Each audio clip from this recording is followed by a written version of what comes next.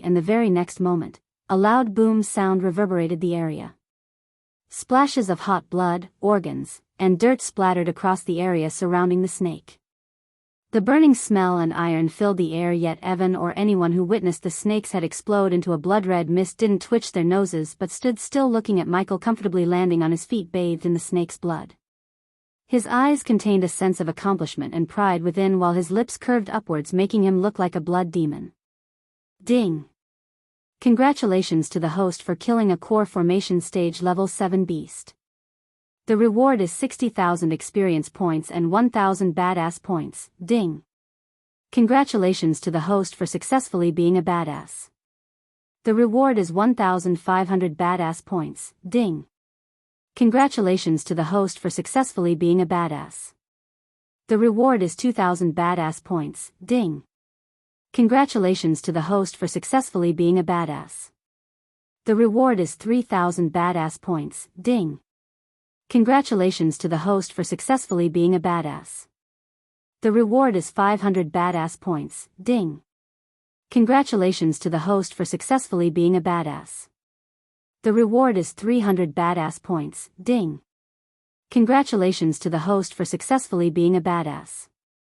The reward is 300 badass points. The moment the others noticed the headless snake lying on the ground in its own pool of blood and ghost in front of it, their faces went still with shock and amazement. There were still cracks of lightning dancing around and through the snake's body as well as grayish smoke radiating from the part where the head was. Even Noah was no different from the rest. Just then, the bearded earthworm let out a terrible sound as well before collapsing to the ground. Victoria was breathing heavily while clutching her sword tightly. She had more than 20 men before the fight but now, only 10 or so people stood behind her, terrified and ready to run for their life. Time to kill the worm, Michael thought to himself looking at the bearded earthworm. Although he hated Victoria, looking at the injuries and the large wounds on the bearded earthworm's body, he felt grateful towards her because she just made his life better, a lot better. Until a few minutes ago, his target was this earthworm, but when he noticed the snake struggling under the attack of Noah and his group, he changed his target to the snake. However, it was not as simple as blinding its eyes and killing it like he did. Before he actually fired bolts of lightning at the snake, he concocted a variant of the devil's breath and mixed the gas in the air around the snake using his arch energy. The more everyone inhaled the air, without them knowing, they would become weak, including the snake. Coupled with his potion and Alicia's hard work of keeping the snake still, he got the chance to target its eyes, the weakest part in its body. His attack caught the snake in surprise, leaving no time for it to defend or dodge. Of course, He wanted to let the snake finish Alicia so he would have one less enemy in the future, but unfortunately, the devil's breath could only weaken the snake for a few precious seconds. Evan, give me your spear. Evan knew about his speed spell, therefore, when he asked for the spear, Evan threw the spear to him because it would be more useful to Ghost than to him in this situation. The earthworm had already suffered major wounds in the battle with Victoria and her group. Since Earthworm was the weakest and Victoria used all of her powerful spells and her rare weapons to fight it, the worm's strength was reduced to almost 60%. Taking the spear, Michael didn't immediately activate the lightning dash but stealthily moved towards the earthworm while it was focusing on Victoria. If the earthworm could kill before he reaches his desired position to attack the worm, so be it, no rush, this was his thought. While he was snaking towards the earthworm, he signaled Noah and Evan to attack at the same time as he thought hand signs. Noah nodded, then Evan, and finally Alicia. The trio didn't take anyone with them to ambush the earthworm because a large group could alert and take the worm's attention from Victoria. Michael focused completely on the target before him, not at the other two magical beasts ravaging the rest of the youngsters. Inside Michael's long coat's pocket, the baby dragon attempted to move, trying to see what's going on outside, except Michael tapped his chest, making the dragon stop moving. Now that he dealt with this minor trouble, he conjured the alchemy flames, heating the tip of the spear. Evan saw his spear tip turning from silvery white to bright orange. When he was just 20 meters away from the earthworm, he stopped and showed 3 fingers, indicating that he would attack in the count of 3. 3 fingers, 2 fingers, 1 finger, lightning dash. He activated the skill silently, then he dashed forward, aiming the heated spear at the big black dot in its head, which seemed to be the eyes. Godly slash. Death frost. At the same time, both Noah and Alicia began their attack.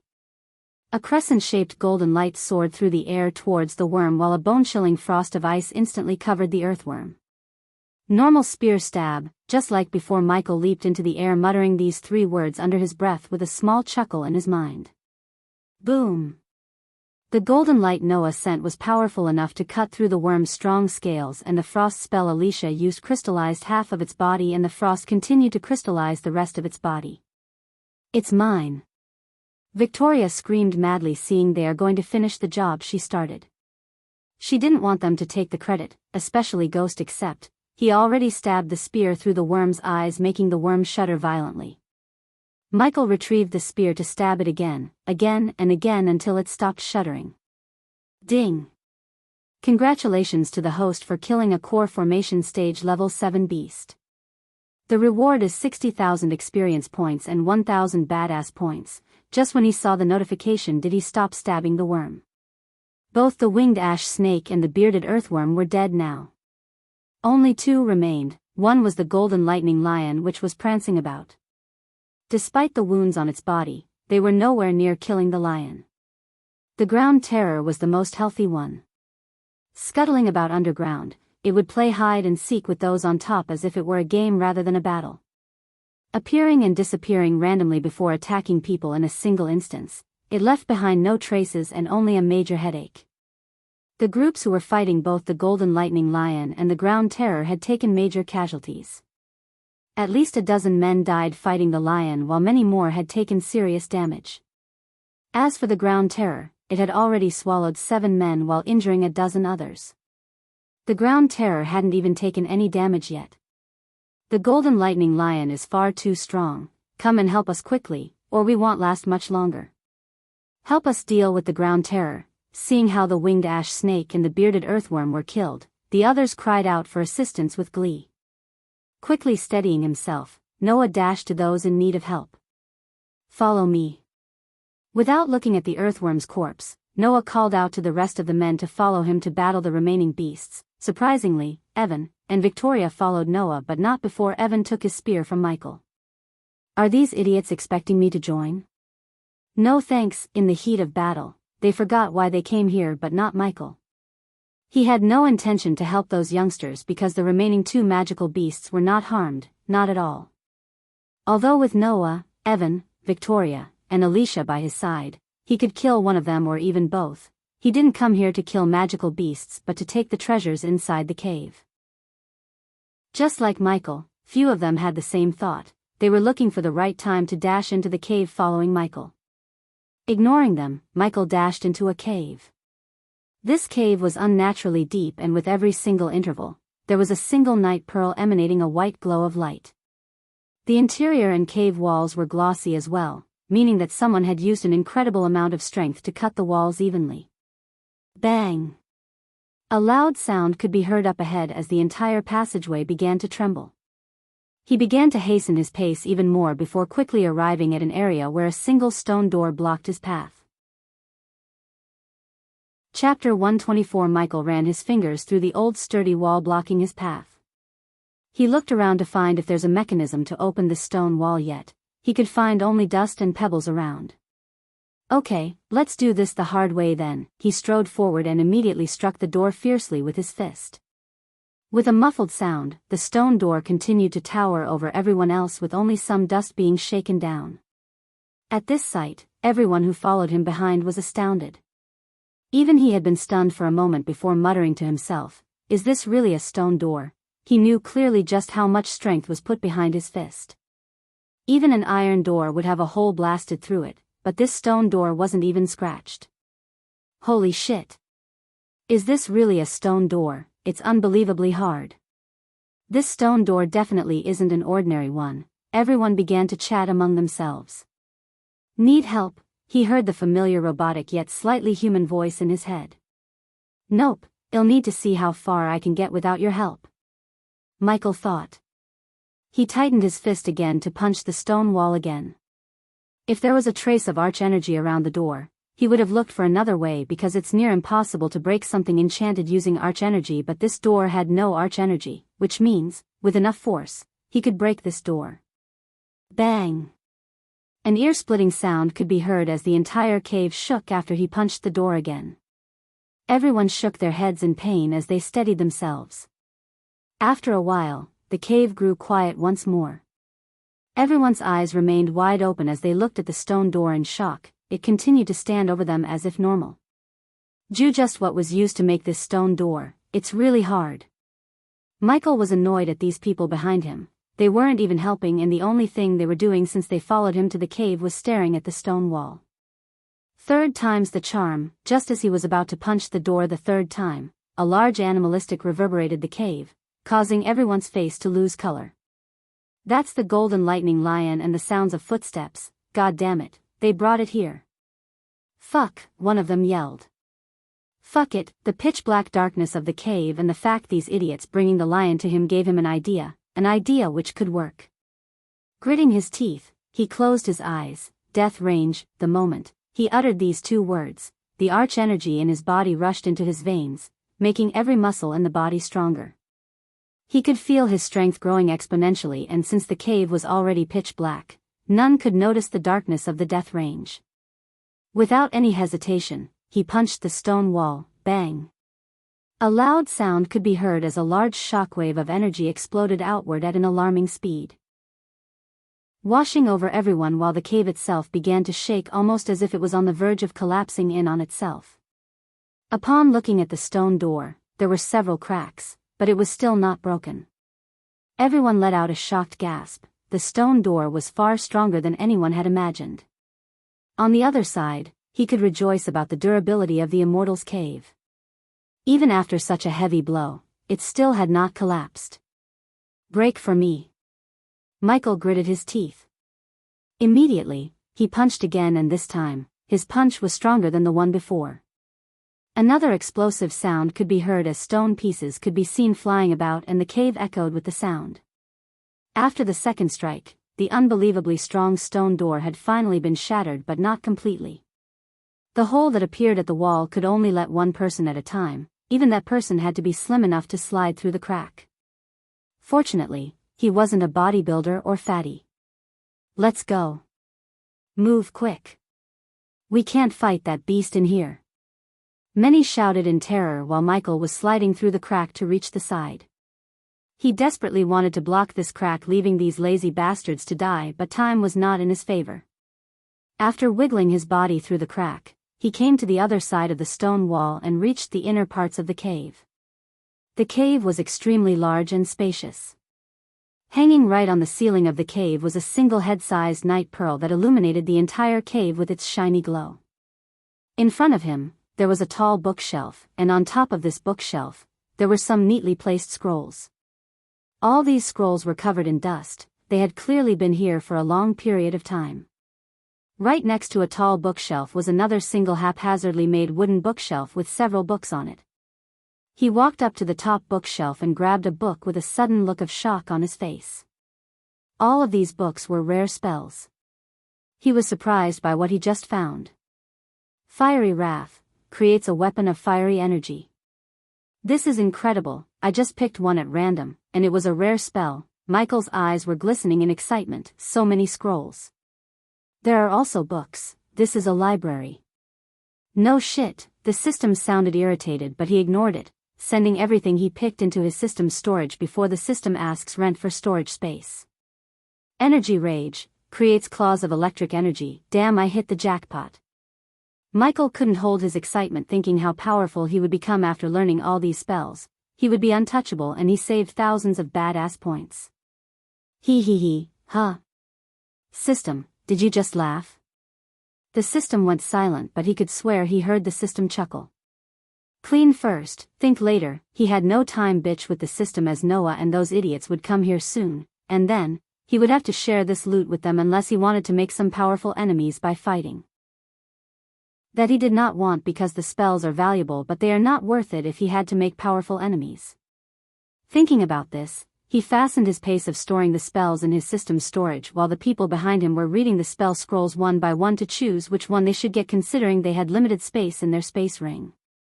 Baby Dragon, if we take everything here back to our sect, we will become the fourth big sect.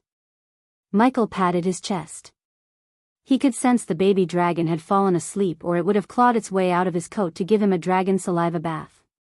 Need a diversion. He noticed one by one people were turning their gazes at his bookshelf. Looking at this, he decided to turn their gaze towards somewhere else, and to do that, what would be better than a good old-fashioned flashbang? He knew one day this would come in handy after using these to get rid of the bandits during his first quest. He crept into the corner of the shelf where he had the cover of darkness and retrieved the flashbang. Fire in the hole, bitches, he snickered, throwing the flashbang to the faraway corner of the cave. Bang. The sudden flash and explosion sound shook the cave, making everyone jump back in shock and surprise.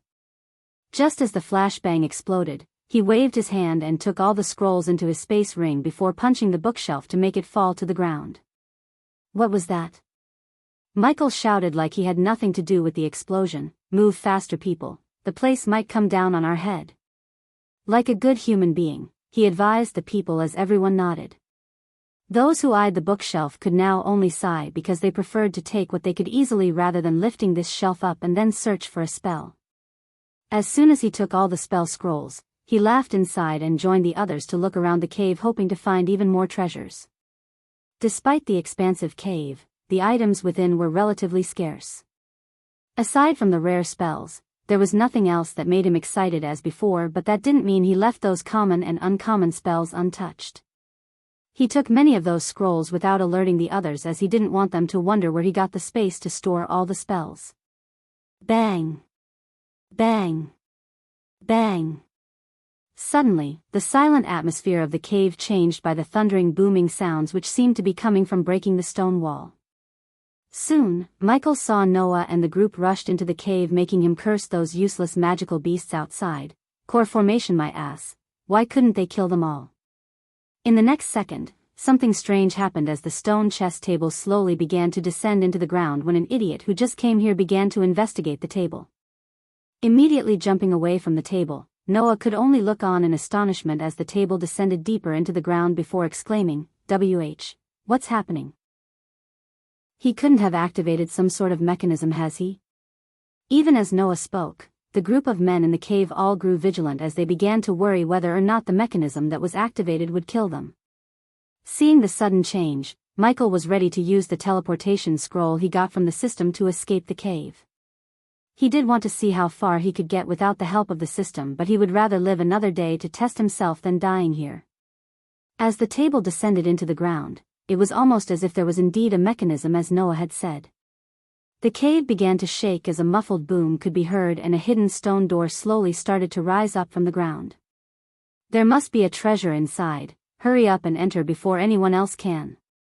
Hurry up and go in, there has to be some legendary treasure inside. The crowded cave of people quickly began to cry out loud as they charged toward the area. Michael didn't hesitate for even a moment.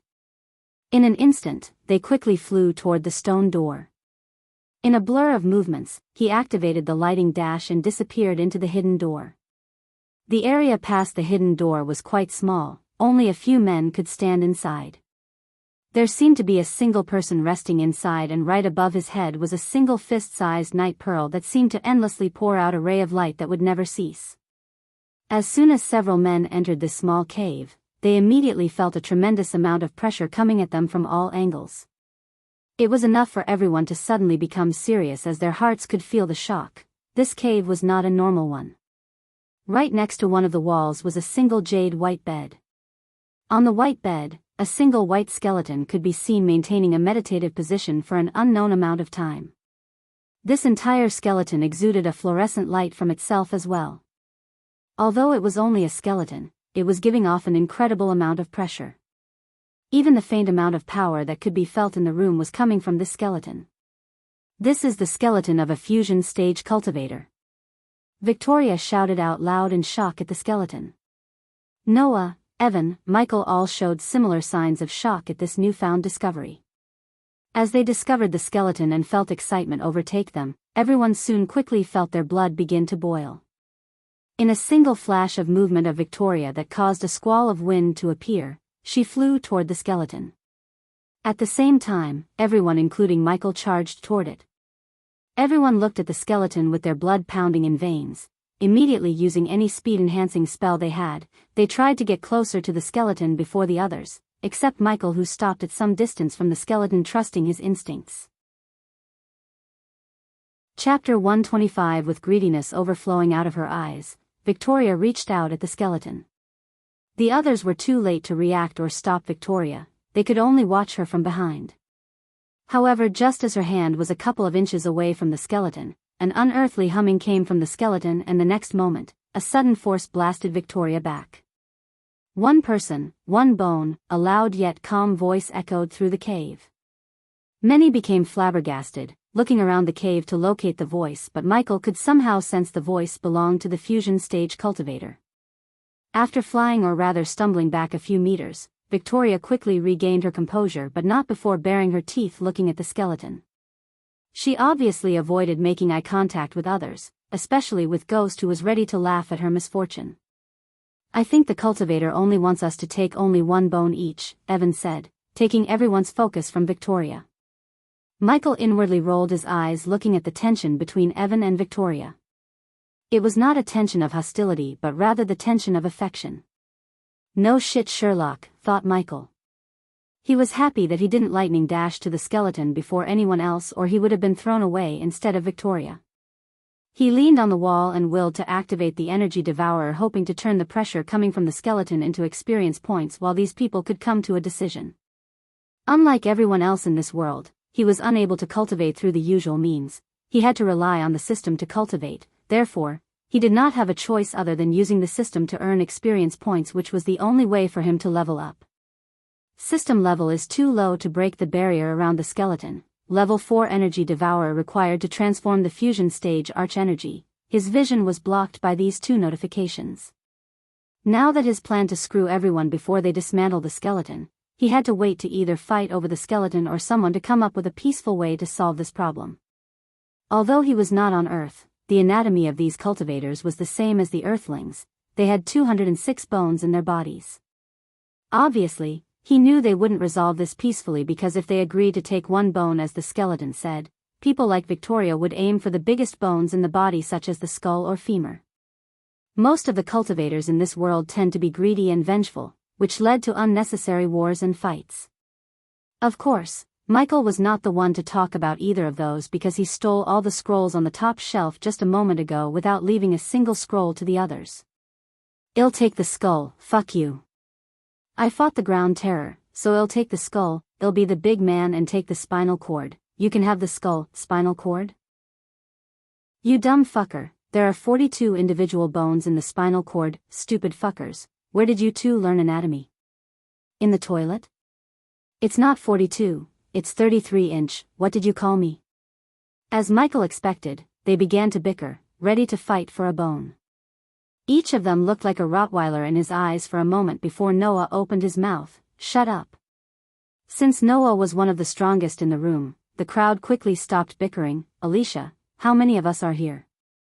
43, well, choose by chance. After he said, Alicia waved her hand as a quill and a paper appeared in her hand. Is she writing the names of all the bones in the body? Still leaning on the cave wall, he sighed. He wanted to get this over with and get out of the cave before it could collapse on them.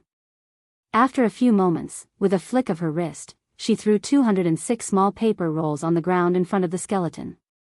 Each roll has a bone name written on it, each takes one and lets fate decide which bone one will get.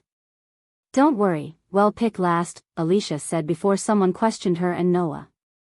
But Dash, you have a better plan? Even after Alicia explained, somebody raised a question, but that somebody was instantly shut by Noah. Who would go first? Evan asked as they all shared this same question. I'll go first. They all heard the voice, turning their heads to see Michael finally decide to join them. He calmly walked towards the paper rolls. Most of them saw him killing 2 core formation beasts had fear etched into their brain cells. Someone had to go first, and they did not protest him being that someone because they admired him and most of all, they feared him. System, locate the femur, 1000 badass points. Take it. He expected Victoria to be the bitch in the crowd, but surprisingly, she kept her mouth shut while he noticed a glimmer around one particular paper roll. He gently bent his back, trying not to wake up the sleepy dragon in his pocket. All the eyes in the cave were glued to Michael, wondering whether he would be blasted away like Victoria, while many craned their necks to see which bone he would get. Alicia's enchantment kicked in when he picked the paper roll and projected the word femur in a large glistening word above him.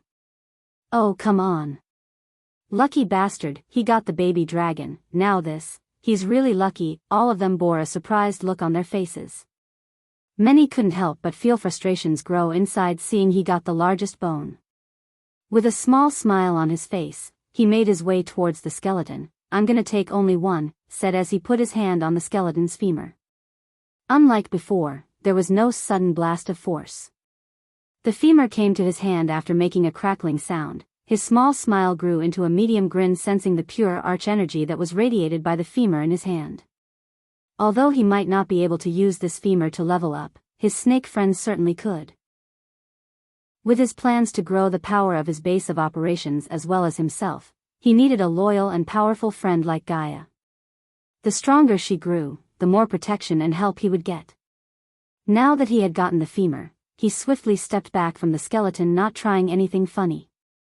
As far as he was concerned, he earned not only enough experience points to level up to body strengthening level 5, he also got the baby dragon, rare herbs, spell scrolls, contract of Aragoth, and the bone of a fusion stage cultivator while making fewer enemies. The Nether Realm had been kind to him until now, unlike it was to Noah, Maisie, or poor Abel.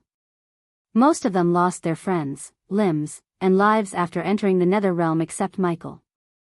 Thank you. Putting the femur in his storage ring, he gave a short nod at the skeleton.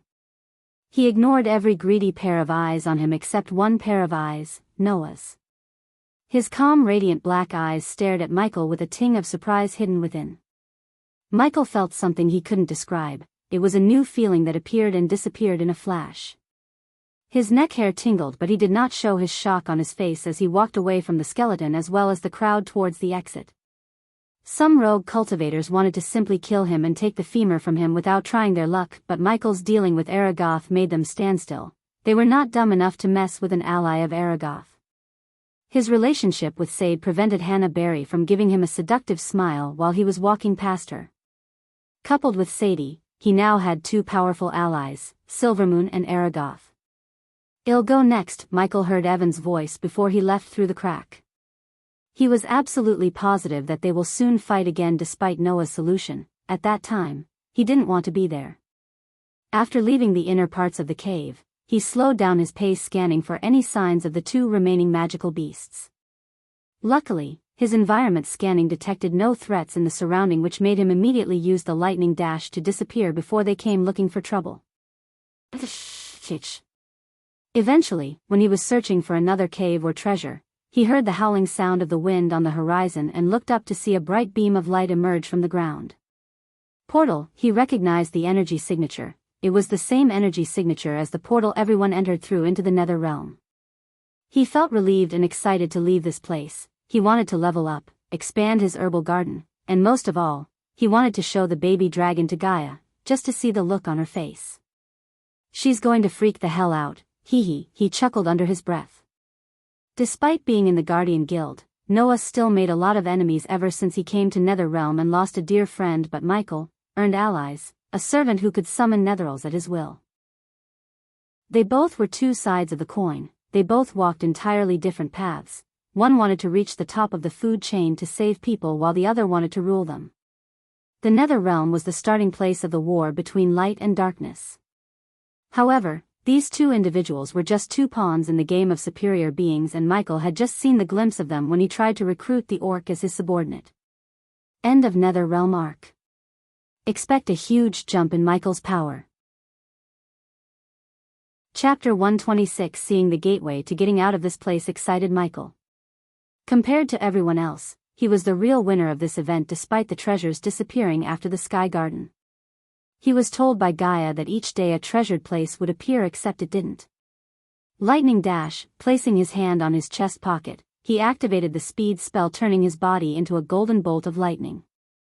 The people inside the cave were still unaware of this gateway and still fighting over the skeleton. "Hey Snake, are you there?" Michael willed the earpiece to connect to Gaia and asked. "Wait a minute, move that aside, you dumb bastard. You! What the hell are you doing?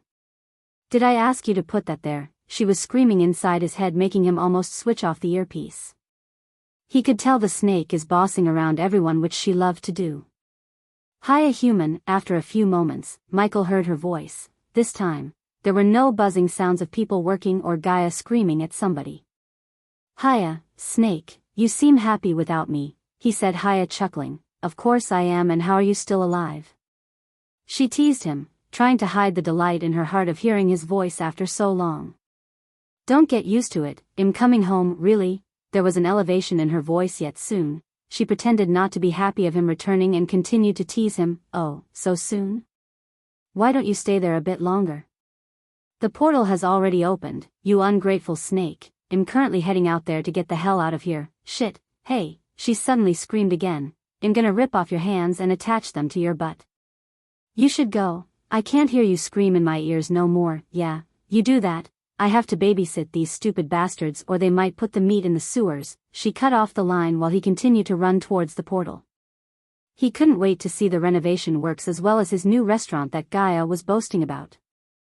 If he wants to keep a healthy and respectable relationship with Aragoth and major powers in the Elon continent, he had to keep his base of operations presentable to people. The Sunrise sect he left was barely presentable, as it could be looked at as a ruin. With these renovations, he hoped to receive a good amount of badass points every month, as the system said. For badass points, he got the Sunrise sect, and the restaurant could provide him with a steady flow of gold coins. No matter which world he was in, the rich liked to spend their time and money in a place suited to their taste and status. His two henchmen Daniel and Ricky were currently handing out flyers and hiring bards to promote the new restaurant. Although he had only one competition worth noticing, he didn't hold off his gold coins but ordered Gaia to spend as much as she wants to promote their restaurant. Thinking about his new schedule, he took a deep breath. In the daytime, he needed to be at the Majestic making pills and potions for the Majestic, oversee the restaurant and play with the baby dragon. In the nighttime, he had to terrorize the kingdom by killing criminals and such to keep the legend of Lucifer spread across the kingdom. However, after he leaves this place, he should lay low because killing Jane brought the frickin' church and attracted the king's notice, according to Gaia. He was running towards the light beam on the horizon for hours, but it felt like he was running on a treadmill, not getting closer to the light beam. Hoo. Meanwhile, the baby dragon woke and clawed his chest to make him stop running. The golden bolt of lightning slowly faded away, revealing Michael. Hoo. It began to soar him with wet kisses, rubbing its little head against his chin. Alright, well, take a little break. Compared to everyone else in the body refining stage, he had triple the amount of arch energy in his body. Yet he was not an exception to getting tired of using all the arch energy in his body, for example using spells like lightning dash. In the daytime, powerful netherals rarely made an appearance, at least to his knowledge. During the night time, he did detect a bunch of core formation and even a few core strengthening netherals in his environmental scanning. Nonetheless, he knew even with the masking effect and stealthy approach, it would be impossible to hunt these powerful creatures. Having a system doesn't mean he should get into fights half-cocked. Are you hungry again? Sitting under the shade of a huge tree, he asked the baby dragon playfully. Hoo-hoo, those vertical slit pupils of the scaly creature instantly transformed themselves to those of a puppy looking at the juicy red slice of meat in Michael's hand.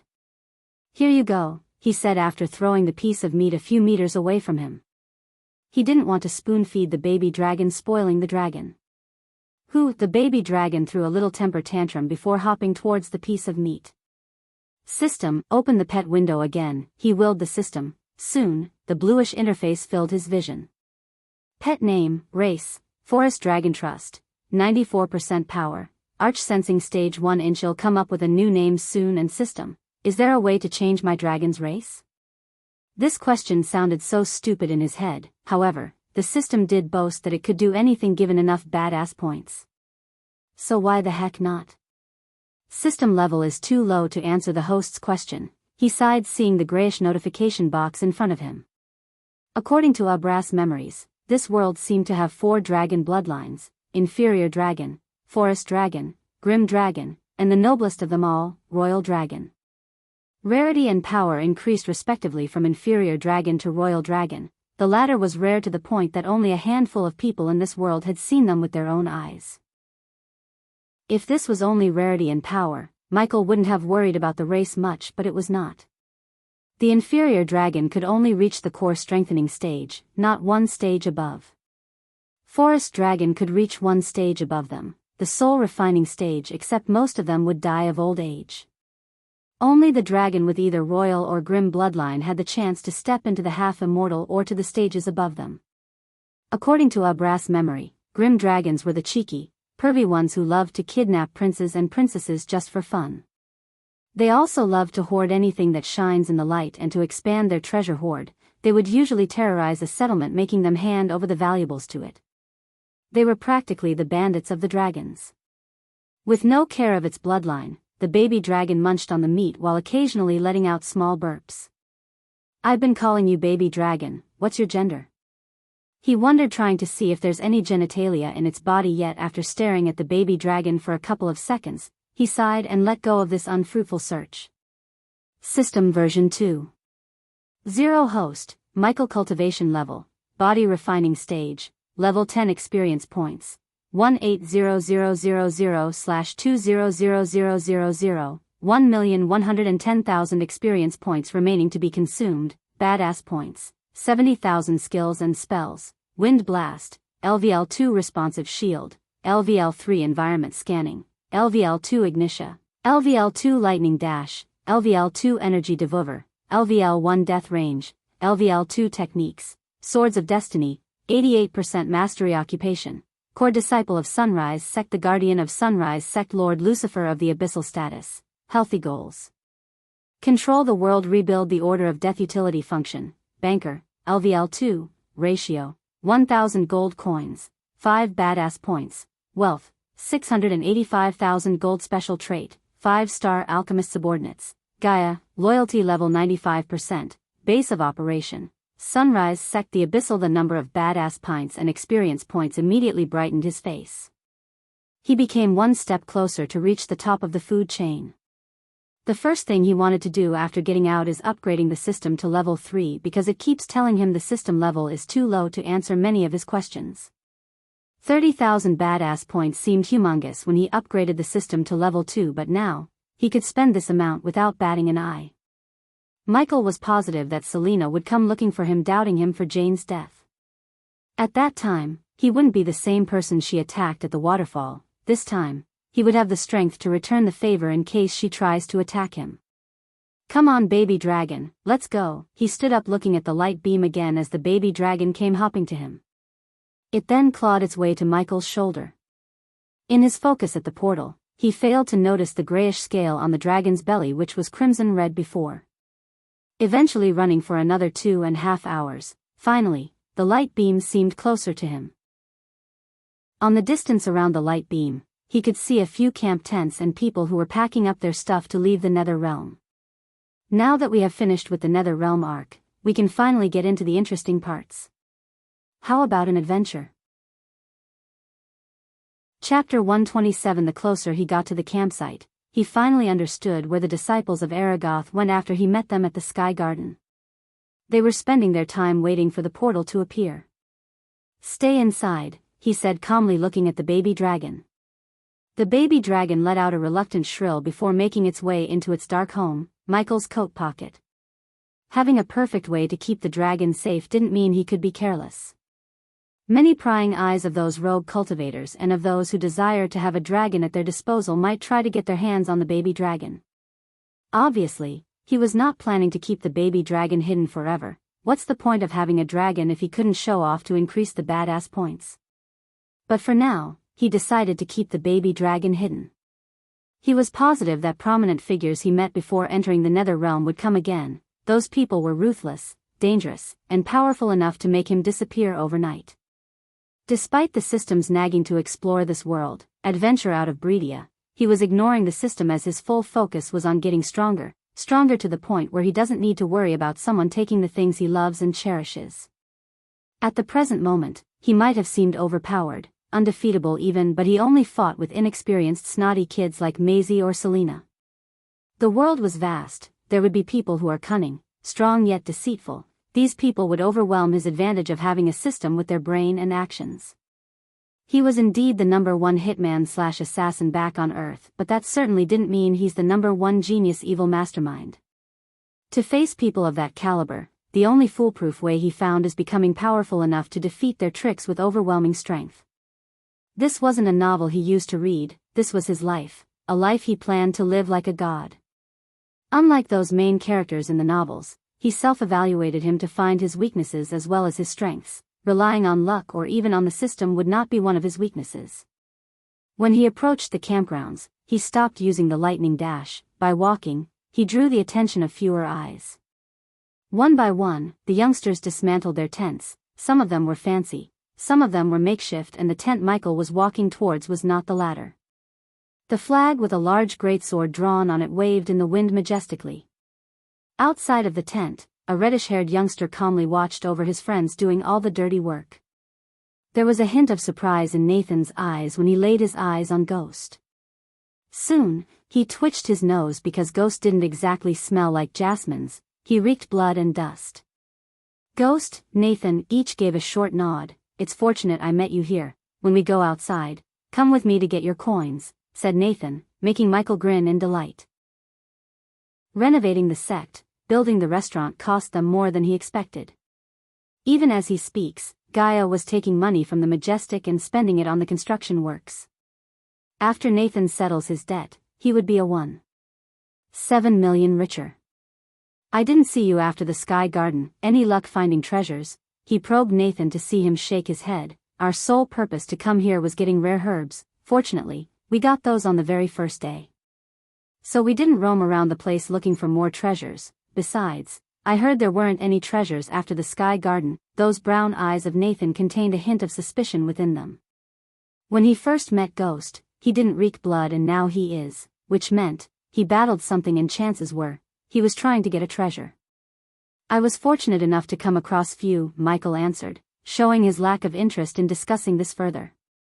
Nathan was nice enough not to ask further questions, which Michael appreciated very much.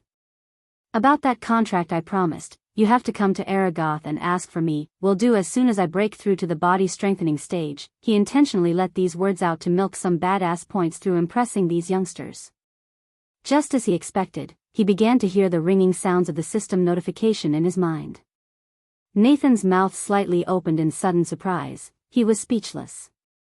A few moments after, he regained his previous composure. Very well then, meet me whenever you can, he said with a short nod. Nathan, are you an alchemist as well?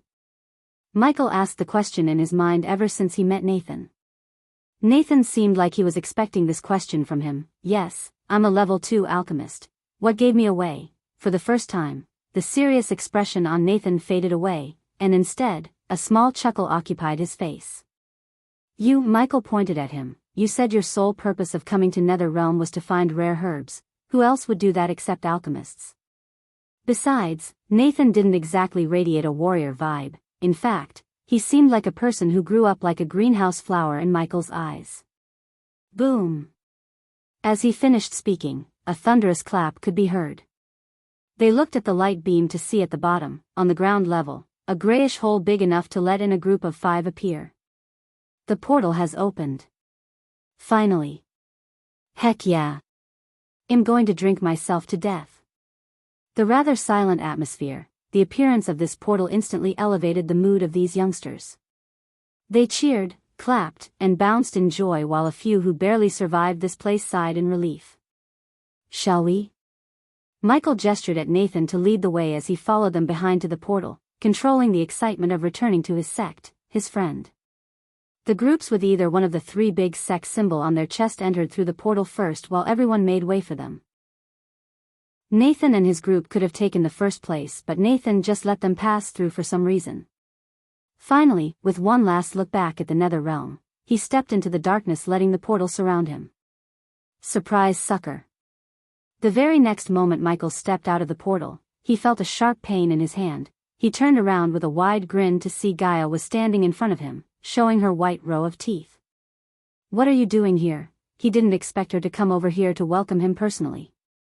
This gesture of her truly surprised him. Making sure you reach our home safely, she defined the house in the sect as our with no hesitation. Yeah, right, he rolled his eyes, turning his gaze at the crowd to locate Nathan.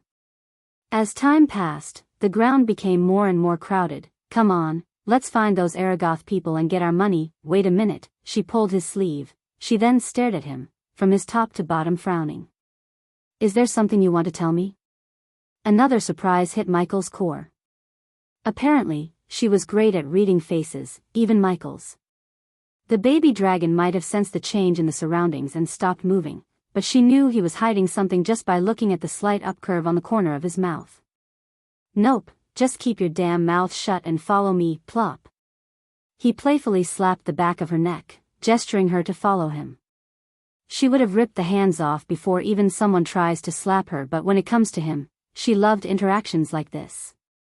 Wiggling through the crowd, he found the same flag as he did before.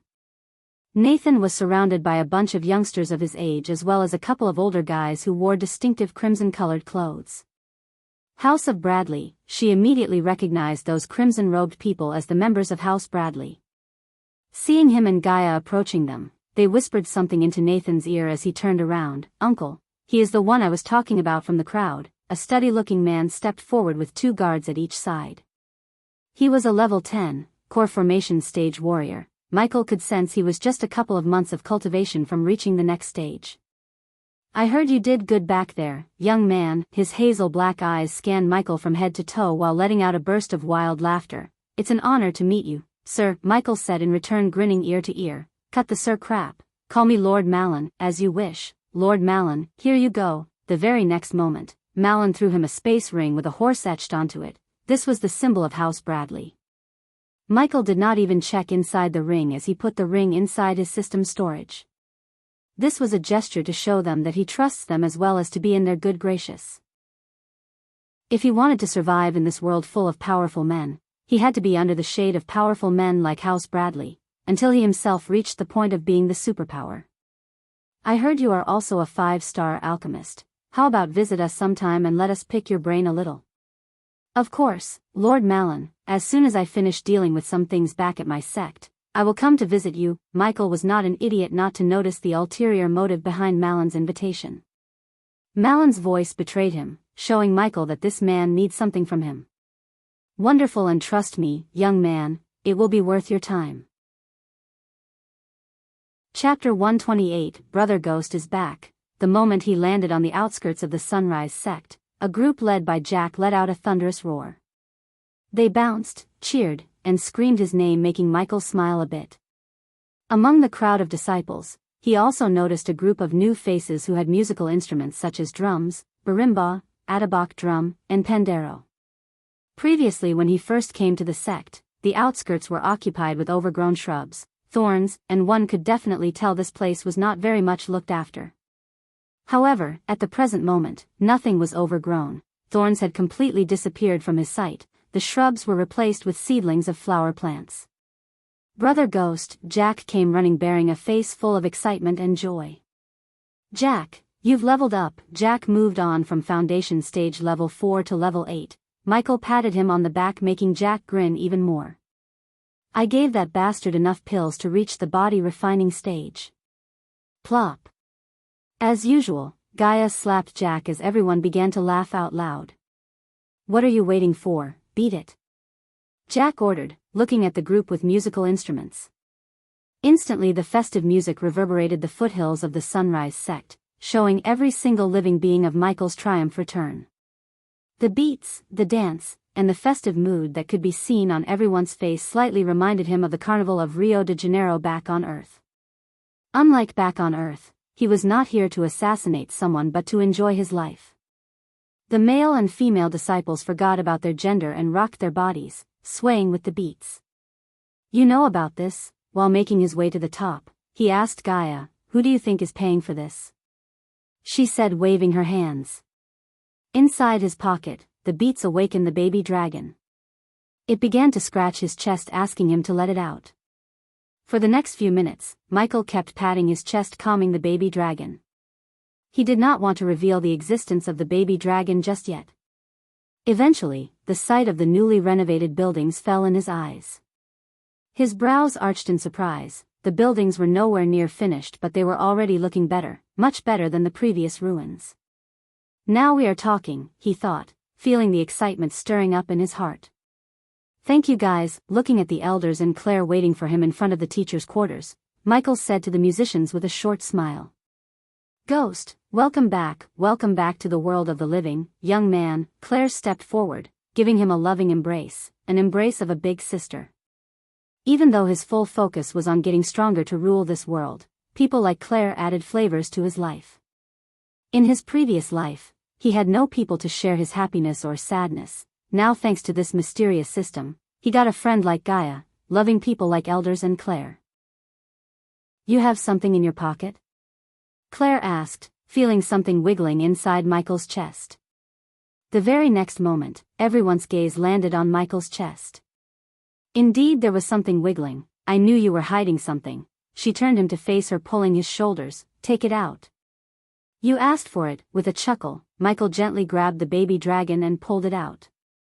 A moment of stillness occupied the scene before Gaia jumped back, letting out a squeal. "Hoo-hoo!" Like it met a lifelong enemy, the baby dragon hissed at Gaia. The dragons and the nagas were two foes in nature's order.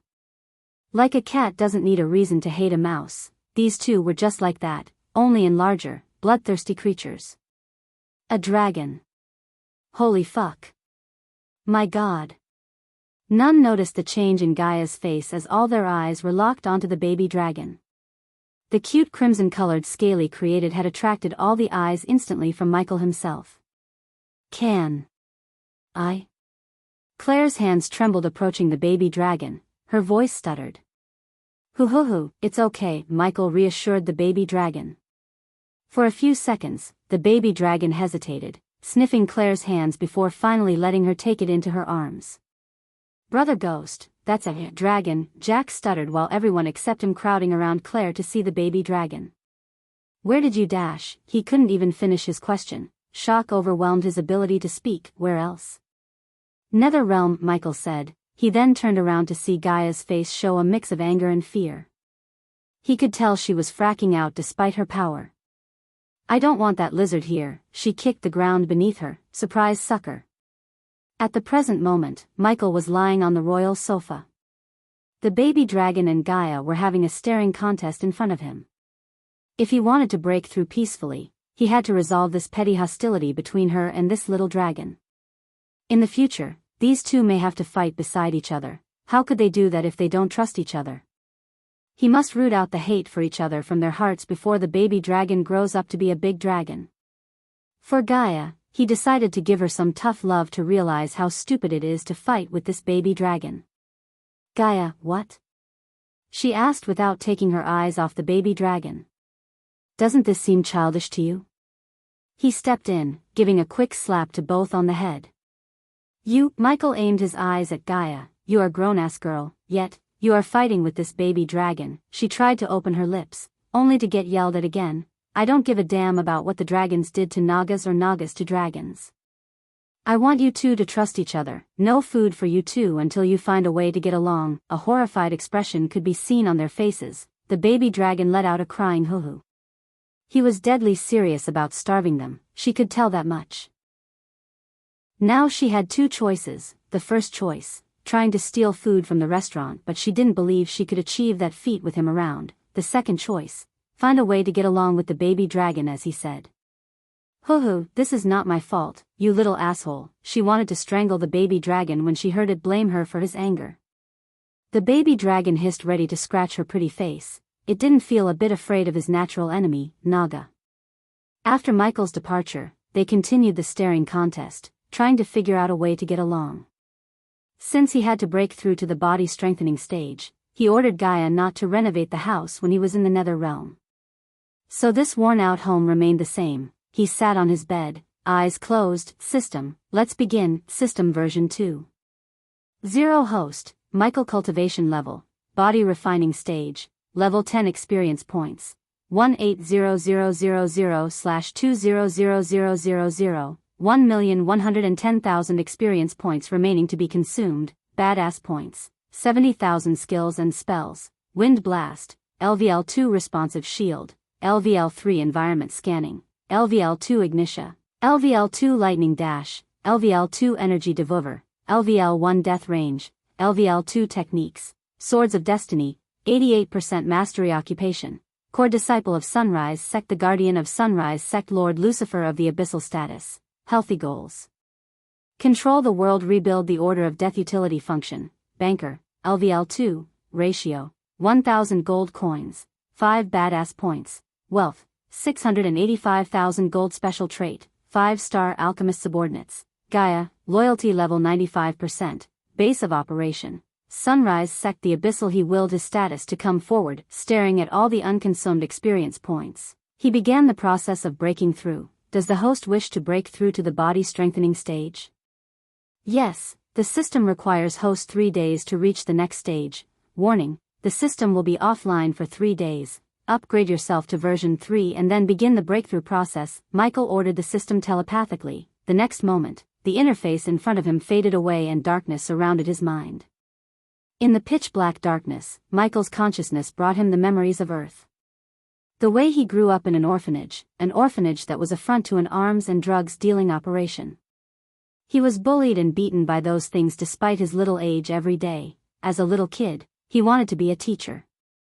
Every time the thugs would ask the kids in the orphanage to smuggle drugs, Michael resisted them. In return, he would be beaten to a pulp, beaten until his little heart finally gave up resisting them. He learned to adapt, bend the situation to his favor. In this life, the circumstances changed but odds against him remained the same. After 3 days, congratulations to the host for reaching the next stage, the body strengthening stage. Congratulations to the host for leveling up. The current level is body strengthening stage level 1. Congratulations to the host for leveling up. The current level is body strengthening stage level 2. Congratulations to the host for leveling up. The current level is body strengthening stage level 3. Congratulations to the host for leveling up. The current level is body strengthening stage level 4. The system has been successfully upgraded to version 3. Omega level warning. Activating countermeasures. Systems safe mode activated. Chapter 129, The system's bluish interface flickered. Soon, the bluish color turned to something gray, dark. What the heck happened? An Omega level warning? What is that? Many questions riddled his mind. System level is too low to answer host's question. Why am I not surprised? Michael sighed. Little by little, he began to realize something called Omega is messing with the system. This system was not like a system in the novels he used to read about. The badass system seemed to have a backstory of its own, enemies of its own. The system was an absolute peak existence in his mind, but now, it looked like there's something beyond that. He was nowhere near facing threats on that scale. All he could do for now was getting stronger. He showed this Omega threat to the corner of his mind and focused on his stats. System version 3.0, safe mode, host, Michael cultivation level, body strengthening stage, level 4 experience points, 190000/300000 badass points, 40,000 skills and spells, wind blast, LVL2 responsive shield, LVL3 environment scanning, LVL2 ignitia, LVL2 lightning dash, LVL2 energy devolver, LVL1 death range, LVL2 techniques, swords of destiny, 88% mastery occupation, core disciple of Sunrise Sect, the guardian of Sunrise Sect, Lord Lucifer of the abyssal status, healthy goals, control the world, rebuild the order of death, utility function, banker, LVL2, ratio, 1,000 gold coins, 5 badass points, wealth, 1,685,000 gold, special trait, 5-star alchemist subordinates, Gaia, loyalty level 95%, base of operation, Sunrise Sect, the abyssal system. How much for upgrading the banker function to level 3? A loading icon appeared in front of him. This was new, yet he decided not to ask because he knew it might be related to the system running on safe mode. 20,000 badass points. The ration will be 1,000 gold coins to 10 badass points. With no hesitation, he willed the system to upgrade the function. In a desperate situation, 100 badass points could save his life, so keeping this function upgraded would let him get those life-saving badass points. Base of operation, the Sunrise Sect current leader, Claire Marigold level, 1 number of members, 34 status, declined legend, 30/1000, still a crappy old sect where a 5-star alchemist resides. Compared to before, there was no debt, and the legend of the sect increased by 10 points. He did not feel demotivated by the measly 10 points increase. He knew the legend would grow after putting his plan for the Broad River sect in motion. Besides, he still didn't give all the spell scrolls he got from the cave, not to mention the 80 to 100 herbs he plucked from the Sky Garden. Furthermore, he was absolutely positive that getting the contract of Aragoth would not only bring him millions of gold coins but also elevate the sect's status. Time to learn a new spell. Excitement overwhelmed his senses. He opened the system storage. Ring of Fire, spell name, Ring of Fire effect, creates a shockwave of flames and a ring of fire around the caster for a short amount of time. Upgradable through mentor function, current level, rare, system. I wish to learn this spell. In his arsenal, Ignitia acted as both close combat and long-range combat spell. The sword mastery enhanced his close combat skill even further. The only thing he lacked was an area of effect, AoE, spell. This ring of fire could be the fix to that problem. Activating mentor feature, scanning the ring of fire spell.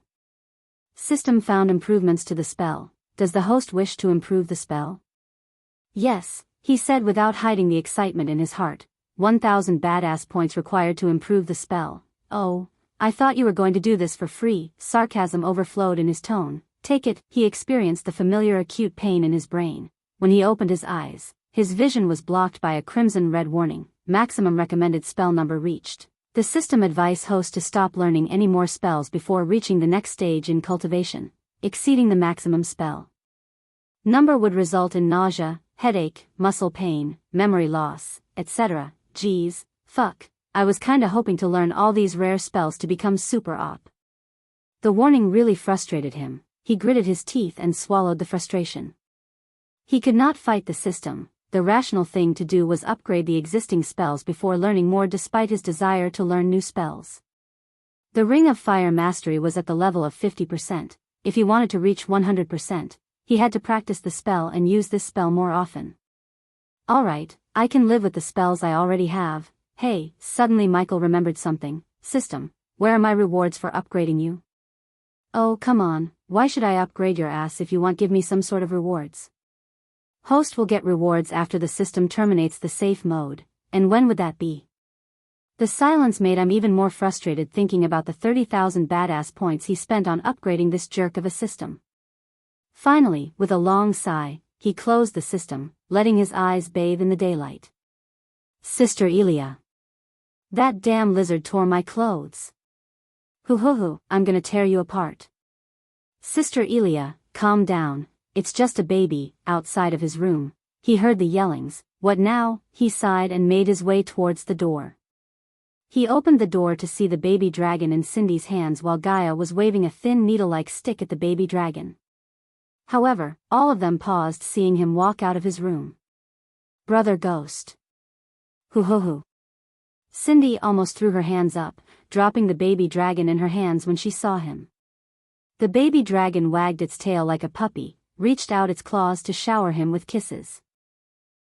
He crouched down to receive a soft tender kiss from Cindy on one cheek and wet nibbling kisses on the other from the baby dragon. Body strengthening stage level 4, why am I not surprised? He was just a body refining stage cultivator a few weeks ago, now he turned himself into a body strengthening stage level 4 warrior. His speed of cultivation was really monstrous, even she couldn't be compared to his speed. Coupled with his war god body and the orc who could summon netherils, she knew he's going to get even stronger. Although she had a bad feeling about this orc, they had to work with the orc to grow their strength.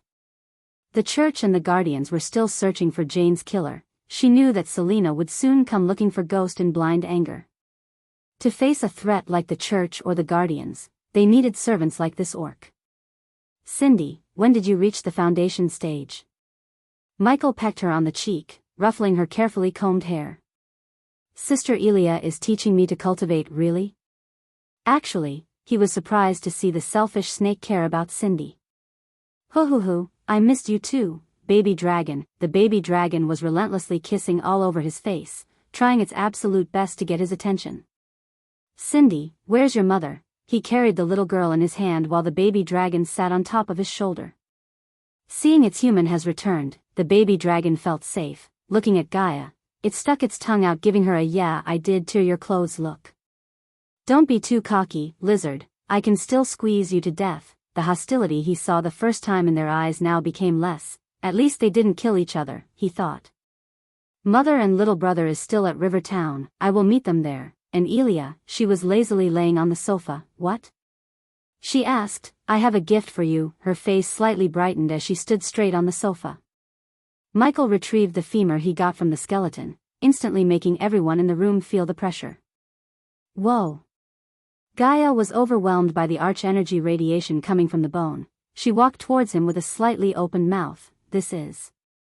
Yes, a bone of a fusion stage cultivator. She took the bone with the utmost care from Michael's hand. The baby dragon stared at the bone sensing the power while Cindy just scratched her little head having no idea about the bone. You can absorb this energy to reach the next level, she blankly nodded, still feeling overwhelmed by the energy. Do you have more? He wanted to punch this greedy snake in the face. Many would kill to get their hands on a single bone yet. She was asking for more with a serious face. Yeah, I have a whole skeleton under my bed, he answered sarcastically, making her chuckle a bit. Where to? She put the bone in her space ring and asked him on his way to the outside. To expand our herbal garden, he would have given the herbs to Gaia 3 days ago, but these herbs were rare and required his attention while planting, therefore, he kept the herbs until now, to the herbi garden. Cindy shouted joyfully, pointing her finger towards the herbal garden's direction. Yes, to the herbi garden. Chapter 130. Even from hundreds of meters away from the herbal garden, one could smell the medicinal fragrance in the air. Lush green, morning sky orange, rose pink and various colors of plants welcomed Michael with a sway in the wind. The disciples were watering the herbs regularly under the supervision of Elder Reiner, who now built a swing in the middle of the herbal garden to spend his free time in this peaceful atmosphere. At the present moment, the herbal garden was approximately 500 square feet in area. Quite a distance from the garden area, he noticed a couple of workers digging through. What are they doing? He asked Gaia. Well, build a dome covering the garden, a glass dome, it'll be grand. Her eyes sparkled with excitement talking about the dome. Of course, we don't have enough coins to start the construction. They are just digging the ground for the foundation, Michael nodded. Expanding the herbal garden would definitely increase the sex legend as well as help him make varieties of potions and pills. Since Gaia was a core formation warrior, he could start expanding the garden with no fear of someone stealing his herbs. He also planned to use the Aragoth as his protection charm. Elder Reiner, the look-alike of Gandalf, was startled noticing Michael's cultivation level. His jaws opened wide. "Young man, when did you reach the body-strengthening stage and how did you jump 4 levels?" He came forward leaving the swing. "Nether realm, Elder Reiner, I was lucky to find a few rare herbs. Do you want to see them?" Elder Reiner's face brightened as he nodded vigorously like a little child. Michael flicked his wrist ordering the system to place all the herbs in the storage in front of him. The very next moment, 98 to be exact herbs appeared in a neat row, making Elder Reiner almost faint on the spot because all of them were rare, extremely rare. He didn't open up the matter that he gave legendary herbs like tiger cress, diamond leaf, oglio root, and cavern petal to Aragoth in exchange for the alchemy supply contract. So many herbs. Elder Reiner dropped to his knees, smelling, feeling, touching the herbs one by one. Although he didn't recognize many herbs in here, he could sense the powerful medical arch energy radiating from within those herbs. "You really had a great time there, didn't you?" Gaia knew about his actions in the herbal garden. Still, seeing these herbs with her eyes slightly shocked her. "Pretty." Cindy's big eyes sparkled looking at the ocean jasmine, which was a transparent ocean blue flower. The sweet fragrance and the beauty of the 5-petal flower overwhelmed Cindy. "It's called ocean jasmine, am I right, Ghost?" Suddenly he heard the voice of Claire. Turning around he saw sect leader Claire, as beautiful as the ocean jasmine itself, walking towards him with a smile like a morning sunray. Her golden blonde hair now became more golden and wavy, dancing in on her shoulder. "You're right, sect leader Claire, you have grown stronger." Claire clutched his biceps playfully, not as stunned as Elder Reiner. After hearing what Gaia did to those adventurers and Michael's feat during the Phoenix auction fair, she herself had grown stronger, tougher. She wanted to be the leader everyone follows to death, not a sissy. What could make her afraid when she has Ghost behind her? His reputation had even reached the capital city. The king of Breedia himself treated them with the utmost respect because of Ghost. He was the guardian for all of them. Michael didn't fail to notice the confidence in her eyes. The woman in front of him was not the meekly soft Claire he first met. This was a new person. Not only her, everyone in the sect seemed to be a new person. He affected the greater than he expected. She gave a quick kiss to the baby dragon on his shoulder and then she looked at the little Cindy. When Michael put the little girl down, she immediately went straight to the ocean jasmine, burying her nose onto the petals. Just as she was about to pluck the flower, Claire grabbed her little hands. "Cindy, if you love a flower, don't pluck it. Because if you pluck it, it dies and it ceases to be what you love. So if you love a flower, let it be." Love is not about possession. Love is about appreciation. Michael didn't mind Cindy pluck the flower, of course. He would have reminded her of the preciousness of the flower before giving it to her because he would never spoil her. However, Claire's words made more sense. "Yes, Teacher Claire. I will not pluck any flowers, I promise." "Good." Claire ruffled her head, giving her a warm kiss on the forehead. "Elder Reiner, shall we start planting them?" For the next few hours, Elder Reiner, Michael, Jack, and many male disciples got their hands dirty planting each herb in the suitable place following Michael's instruction. Gaia, Claire, and the girls made lemonade, keeping the workers energetic while the baby dragon played fetch with Cindy.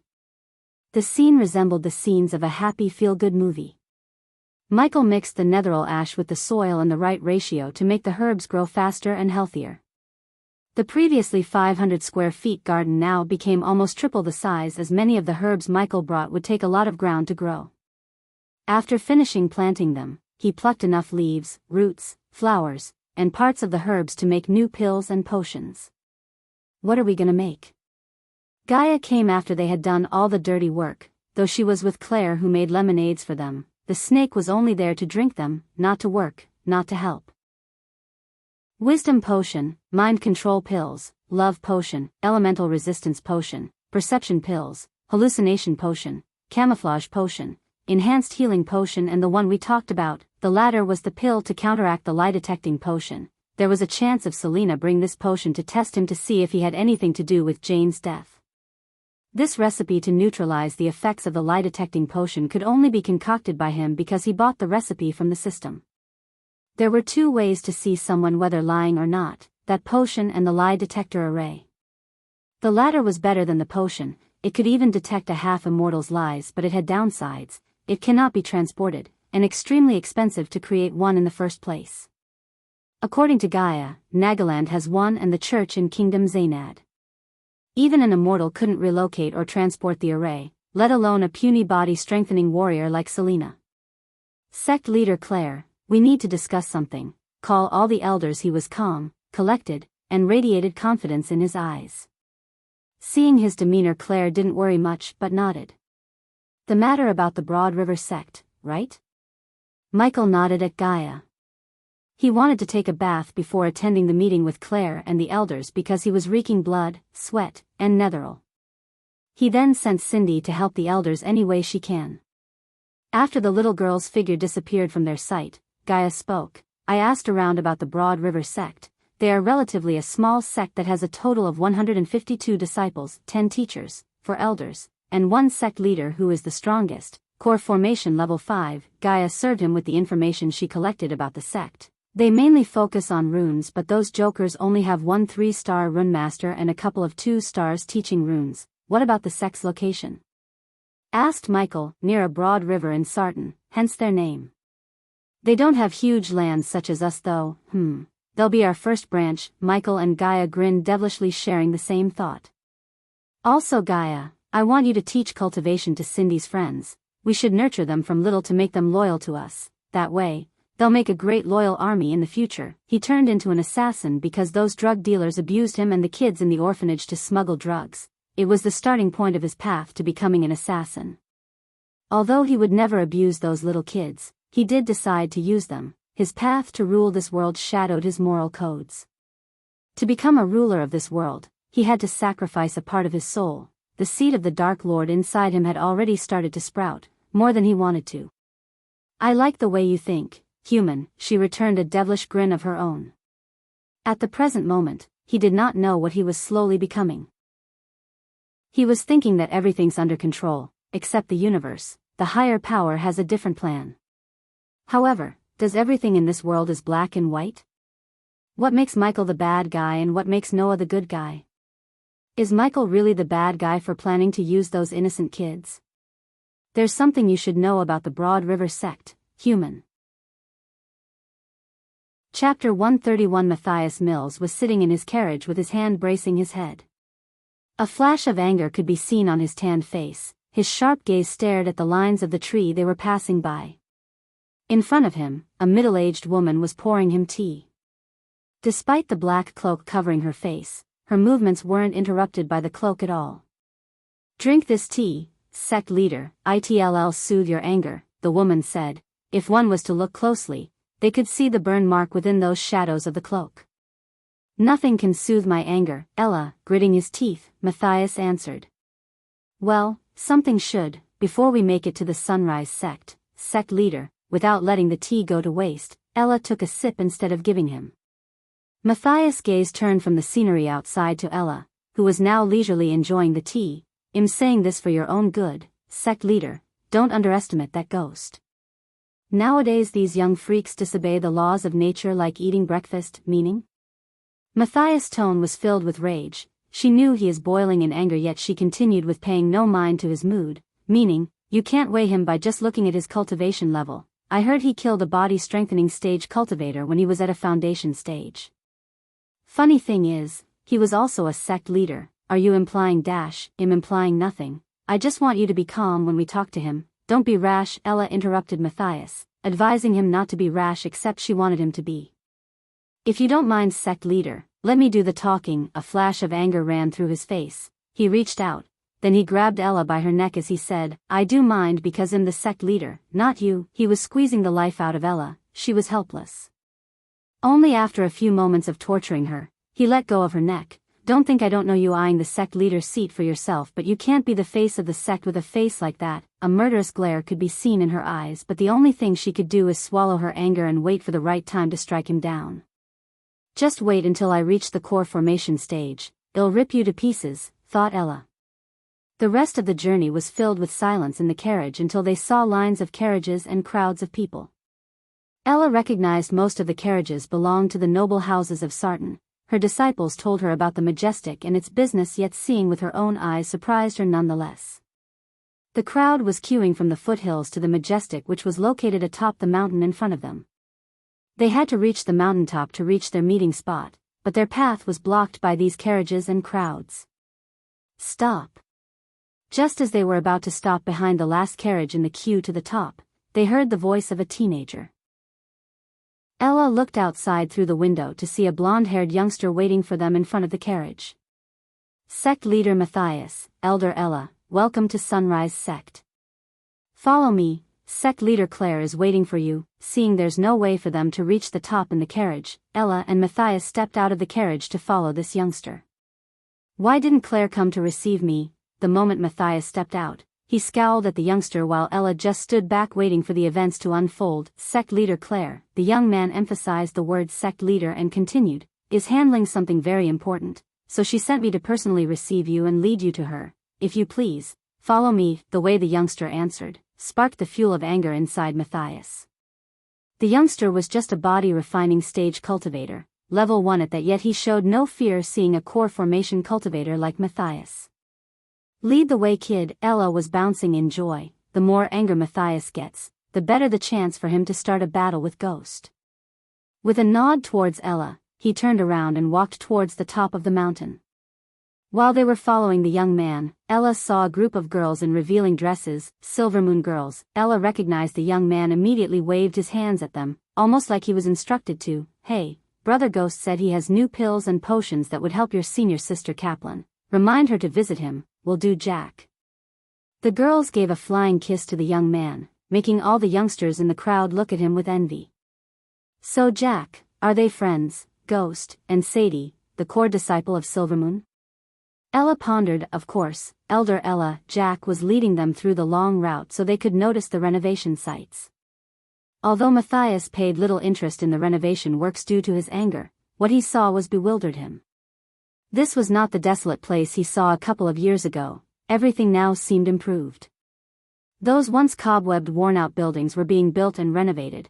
Workers were reconstructing the old paths made of stones with marble tiles.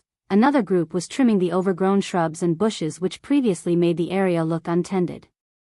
Ella saw the Sunrise Sect disciples before. At that time, they wore the bright orange uniforms, but now, including the youngster in front of her, the disciples wore clothes that were either black or closer to the color black. Oh, I almost forgot. Jack bit his tongue, taking out 2 pamphlets with the Sunrise Sect symbol drawn on them. He then handed over the pamphlets to Matthias and Ella. Without even taking a single glance, Matthias crumbled his pamphlet and threw it away.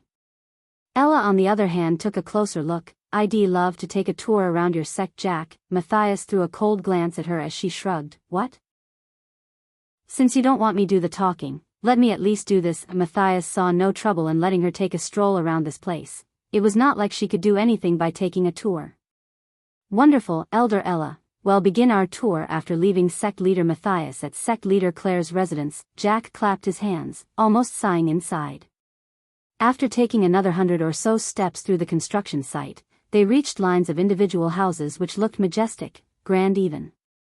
Each house was almost finished, but even at this stage, that triangle roof on the front, 3 long chimneys on the top, that white and royal blue paint gave each house a sumptuous characteristic.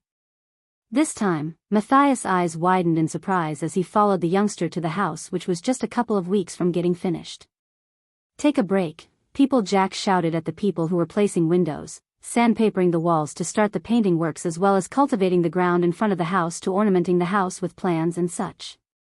Jack's relationship with Gaia and Ghost gave him a certain pull within the sect. He had become the go-to guy to contact Gaia or Ghost. This increased his reputation among his fellow disciples, especially among girls. Sect leader Matthias, sect leader Claire is waiting for you inside. Is this where the famous Ghost of Rivertown lives? Ella asked Jack, looking at the one house which had no renovation going on. Except for its worn-out look, she could see nobles and the rich going inside using the side entrance and coming out with a wide grin on their faces. We are waiting for the rest of the buildings to get renovated, Elder Ella. After that, We'll turn this shabby old house into a mansion worthy for our senior brother Ghost and senior sister Elia. Jack wouldn't let anyone look down on Ghost or Elia.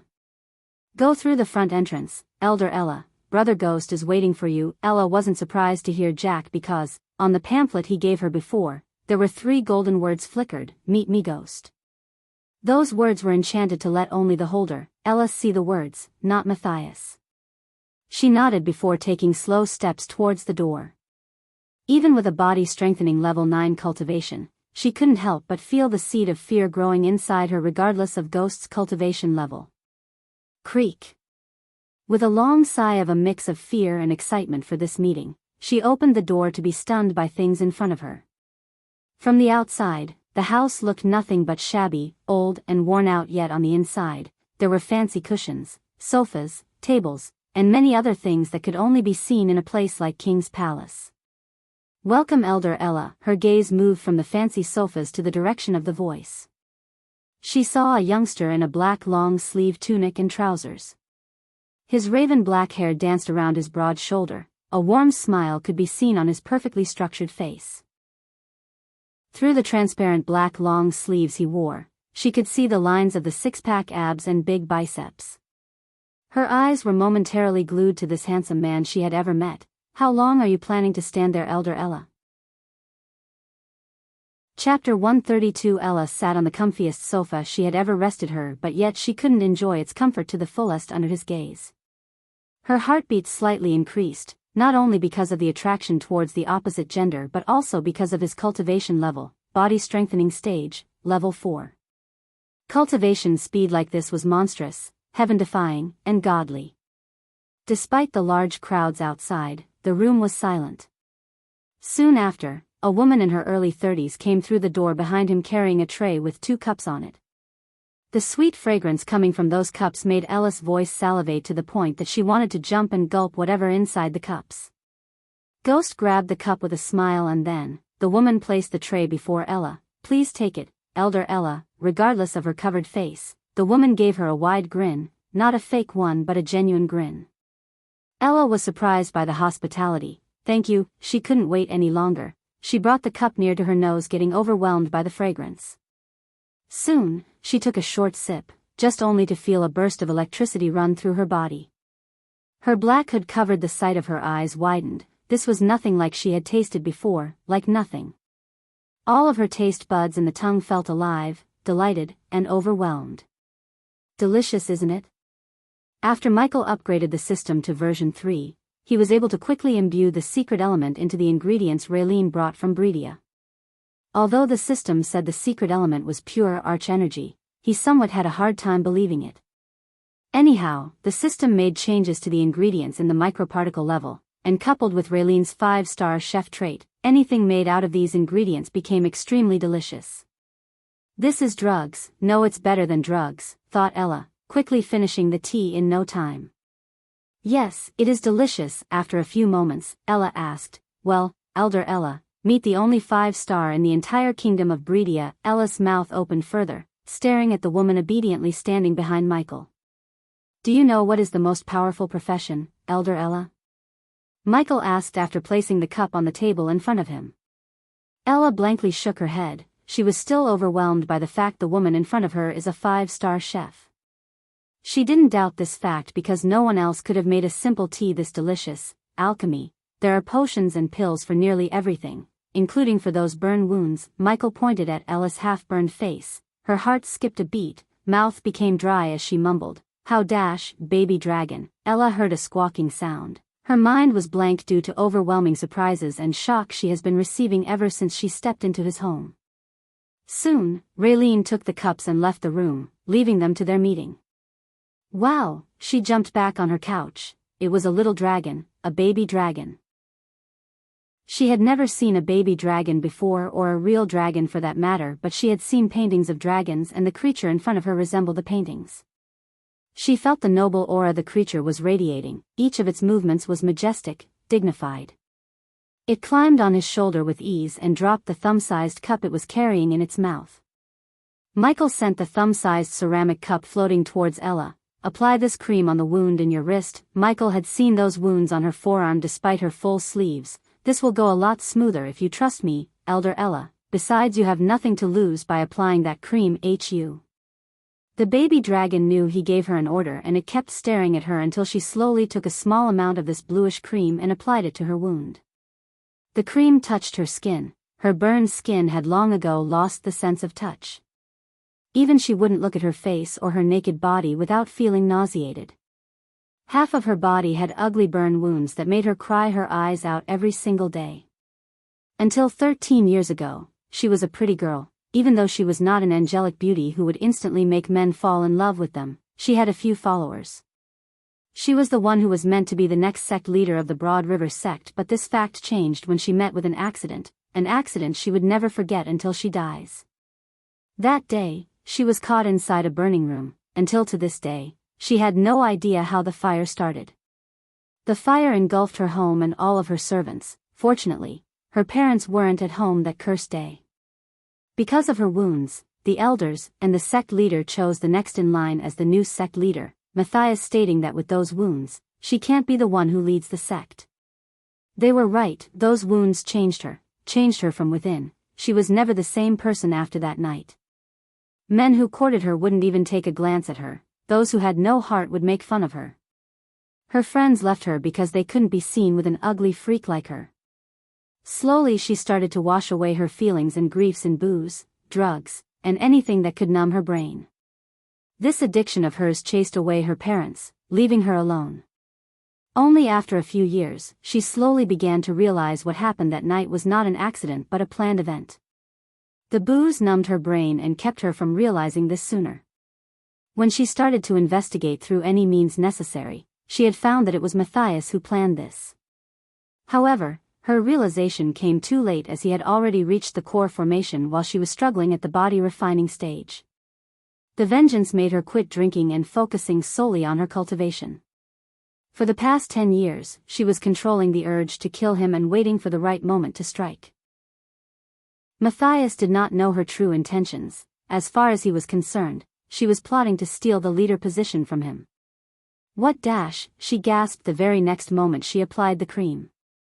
The wound on the place she put the cream vanished instantly. On that place, new smooth skin began to appear. She immediately pulled her sleeve up and then, she scooped the cream, trying to apply the small amount of cream everywhere. Although the cream was not enough for all the wounds on her hand, everywhere the cream touched, the wounds got healed. It was simply a miracle because she had hired numerous healers and tried hundreds of alchemy products, but not a single one of them could heal her wounds because the fire that burned her skin was not a normal fire but the holy fire. Your wounds will appear again after a few days, but I can make them disappear forever. There was a small pause in his voice before continuing. Only if you do my bidding, he said while gently rubbing the baby dragon's chin. He looked calm and careless.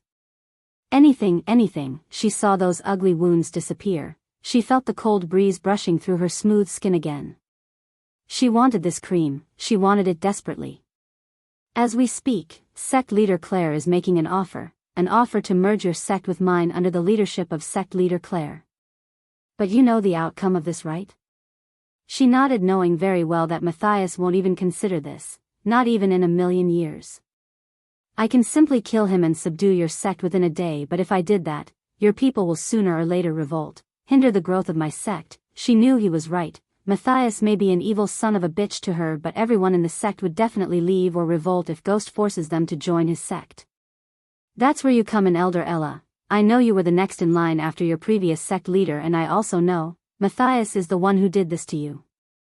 I want you to convince your people to join my sect. In return, since sect leader Claire can't be in 2 locations at once, well, leave the Broad River sect in your care. Plus, it'll heal your wounds. This was a sweet deal. Ella would have even poisoned the entire sect for that miraculous cream if he had asked her to. I will do it, Ella said with a firm resolve in her voice, making him grin wide. Michael left all the planning and convincing stuff to Ella, as she knew the people of the Broad River sect better than him. Eventually, after speaking for another couple of minutes, Ella left his home, leaving him with the baby dragon. What happened with Ella? Gaia entered the room and plunged herself into the sofa. Just as we planned. How's your end?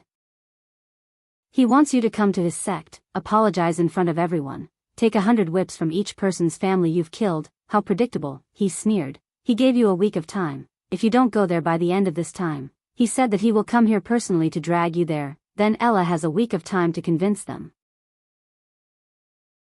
Chapter 133. Alright, I have one last thing to do before going to River Town, said Michael, thinking about the new spell in his arsenal, the Ring of Fire spell. Ah, the new spell, give it to me. Since they shared almost everything, she came to him asking for the new spell. She also wanted to learn this new spell. Knock yourself out. This wasn't a spell he bought from the system, therefore, he simply decided to share this spell with her, only with her. A rare spell, baby dragon. While Gaia was running her eyes through the spell scroll, he shouted for his pet. Up until now, he didn't come up with a badass name suitable for this dragon, so he was calling the baby dragon a baby dragon. Of course, Gaia suggested the following names: ugly lizard, dicky, assaholen, shit face, and many other weird foul names.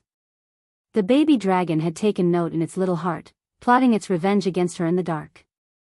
The one good thing that came up from their bickering was the baby dragon's gender. The baby dragon was a boy, which made their rivalry even worse. The one common thing they had was food. Both of them shared an enormous appetite. He even wondered how this baby dragon's stomach held that much food. Hoo-hoo-hoo, the baby dragon came hopping to him. Then it clawed its way to his shoulder, not before sending a blob of saliva to the spell scroll in her hands. One day I'll make you eat a boatload of shit, hoo-hoo, the baby dragon chuckled, but his chuckle was stopped when a tiny orb of fire hit his head. Hoo-hoo-hoo, he hissed, looking at the orbs of fire dancing above Gaia's fingers. Burn my hair, you can't even light a candle, a rare kind of dragon you are. Hee. Unlike Michael, she perfectly understood the meaning of the baby dragon's hoo-hoos. Stop it, you too, Michael chuckled, making his way to one of the construction sites.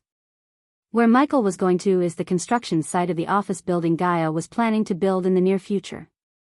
The ground was barren, only a bunch of practice dummies could be seen on the site. He asked Jack to place these dummies to test the power of the new spell. When he stepped outside, a gentle cold evening breeze brushed past him, refreshing him from top to bottom. For a few moments, he stood still to feel the soothing breeze, becoming absorbed in the music of crickets, letting the gentle energy of nature wash in. He looked up at the sky to see countless stars glistening in the sky. Do you need a moment? Seeing him standing still, she asked, almost chuckling. Hoo-hoo-hoo, the baby dragon watched the evening sky, and then it said something, brushing its scaly nose on Michael's chin. What's he saying?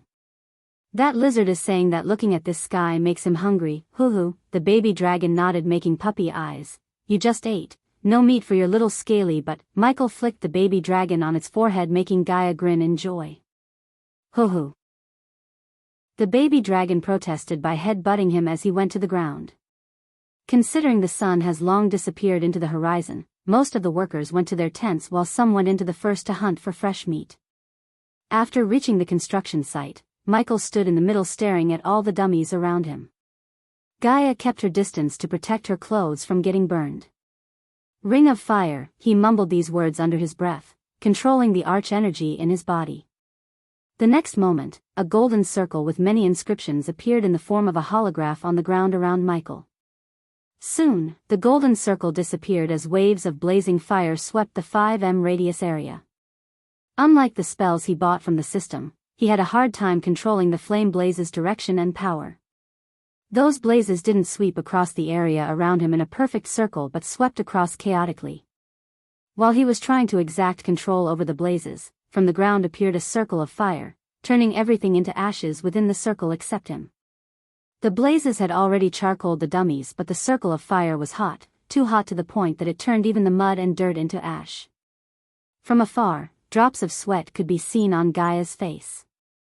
She felt the temperature rise significantly, to the point she had to use arch energy to protect her skin from getting burned. What stunned her was she is a core formation warrior, while the spellcaster Michael was just a body strengthening stage warrior, yet, the spell had this effect on her. Even a group of body strengthening stage warriors with no defense shield around them wouldn't be able to withstand the heat for more than a couple of seconds if he used all of his arch energy. At the moment, he was only using half of his energy to get the hang of this spell. 52% mastery. Michael willed the system to show mastery over this spell. He still had a long way to go before reaching 100%. The only way to reach 100% was to practice this spell every single day and increase the arch energy he put into the spell little by little. A bunch of netherals would make a fine target for this spell, Michael thought. The mere thought of him killing hundreds of netherals to farm experience points gave him goosebumps. It was the ultimate shortcut to reach the pinnacle. After this, you really should stop learning new spells, Gaia warned him after the hot blazing fire around him faded away. I don't know you know this or not, but learning too many spells will cause your arch energy to become weak and damage your brain. How many spells should one learn? Michael asked. It depends on one's cultivation level and the power of the spell. Typically, a body-strengthening stage cultivator should learn only 4 to 5 spells. He was an exception because of the system, but even he had to stop learning any more new spells before reaching the next stage. If not for this restriction, he would have learned all the spells he got from the cave, turning into an absolute monster. This is for the best. I should upgrade the already existing spells before learning new spells. Not that I need to learn new spells, he thought inside. For the next few seconds, he focused on all his spells before creasing his brows. I need to figure out a way to utilize the Wind Blast spell. In his arsenal, Wind Blast was the least used as well as least powerful spell. The system rewarded him with this spell, and although he didn't use badass points on this spell, this still occupied his arsenal of spells, preventing him from learning a new spell. From tomorrow, you're gonna help me train my sword skills. As a standalone spell, Wind Blast was a weak spell, but he decided to combine this spell with his sword skills.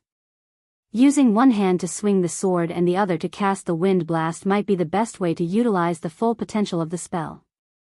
Killing the netherals in the abyssal might also give him a new perspective about the Wind Blast spell.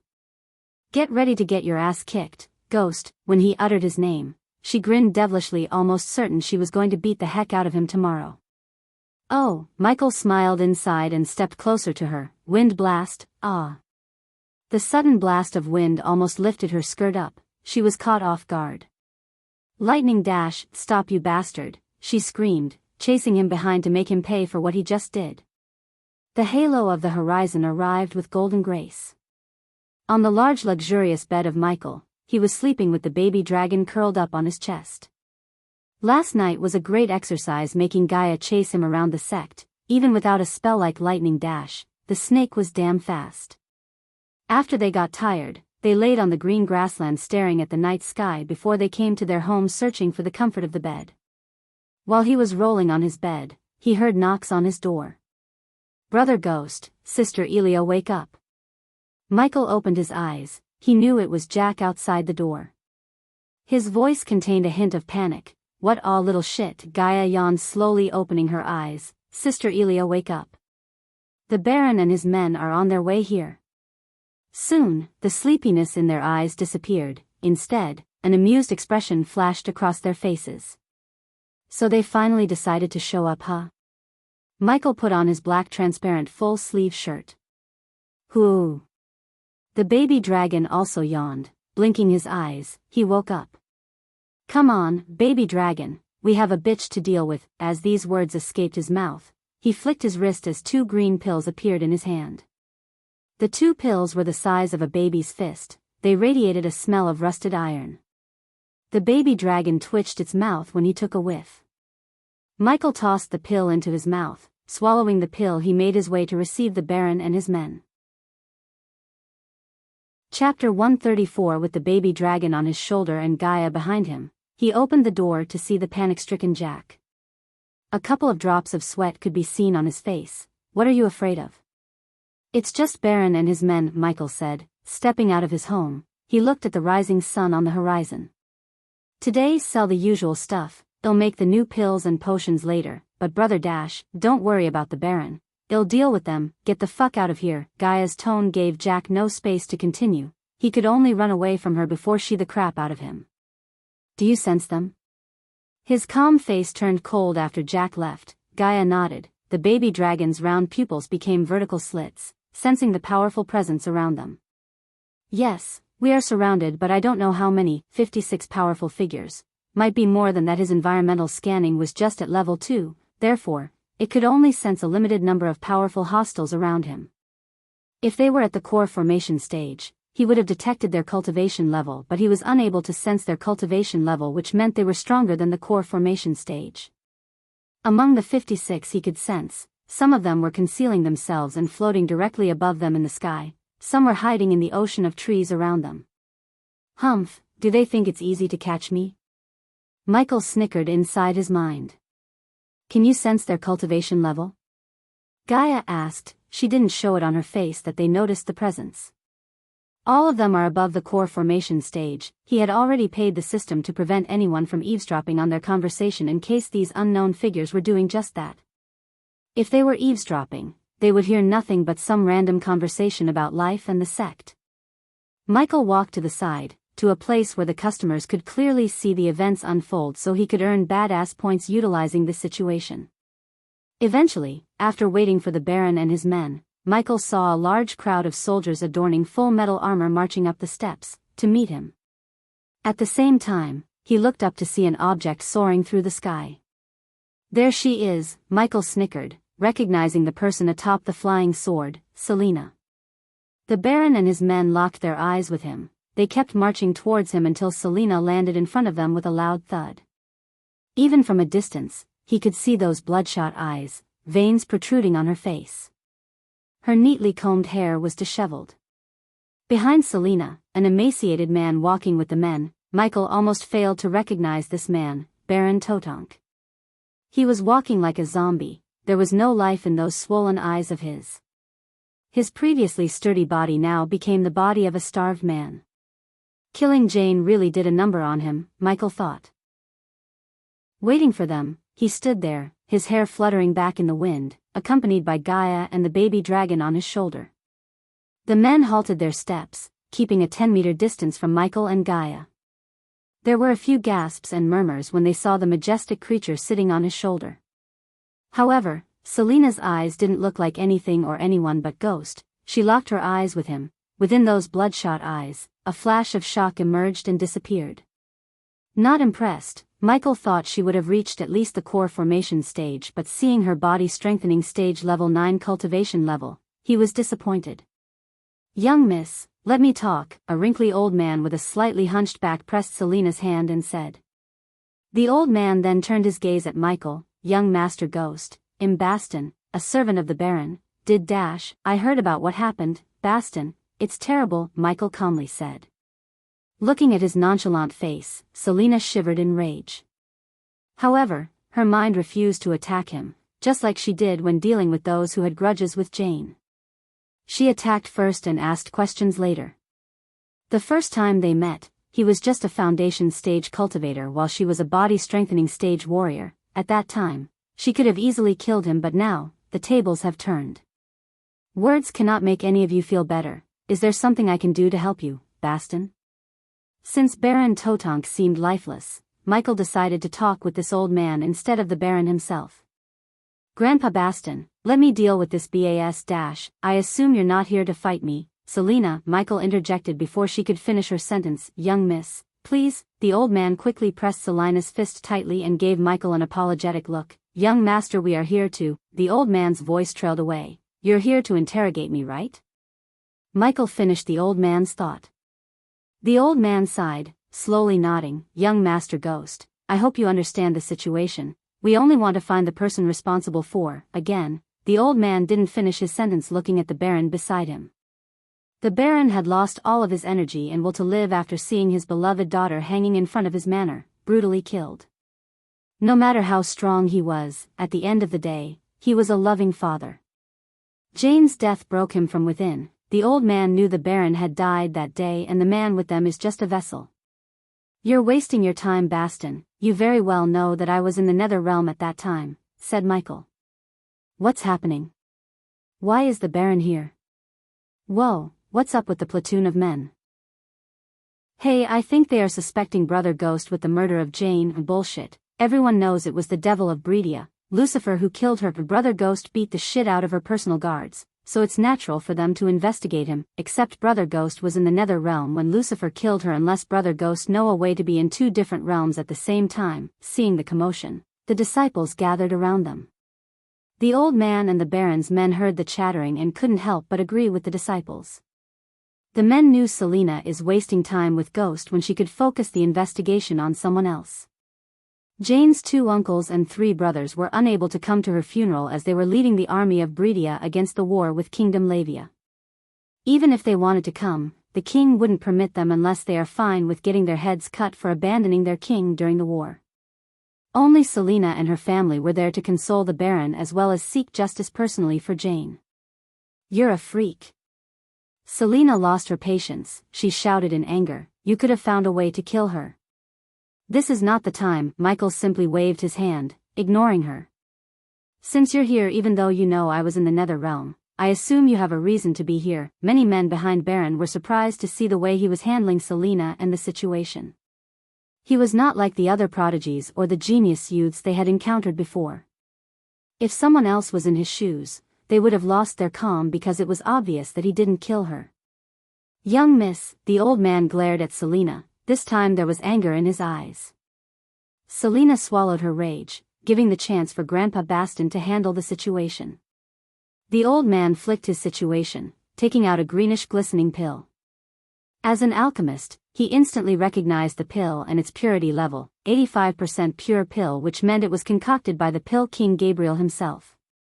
Truth exactor, huh? The Baron men tensed when the old man took out the pill. This pill was used only in situations such as murder trials, judging treason cases. Except for those who were charged with the above accusations, it's considered a privacy invasion, which was a crime punishable by either death or decades of imprisonment, if the victim went to the king or to the guardians to complain. The disciples stepped back a little, fearing that Ghost would lose his calm and start attacking the Baron's men. His expression changed, a cold look submerged on his face before sighing, "I understand. I was one of the people who had quarrels with Jane. Besides, I understand the Baron's situation and respect him. Baston, give me the pill." The old man was stunned by his words. He really thought he would decline to take the pill. Even if he refused to take the pill, they had no right to force him to. It was a crime after all. "Ghost, you don't have to do that." Gaia pretended to be mad as the baby dragon hissed at the old man. "Who?" "It's okay, Elia. The fewer the suspects, the closer they would get to Lucifer. Everyone has to help however they can to stop an evil like that." His image in everyone's hearts rose up. The Baron's men began to respect and admire this youngster. Despite his ruthlessness, he wanted to be on the side of good. Really?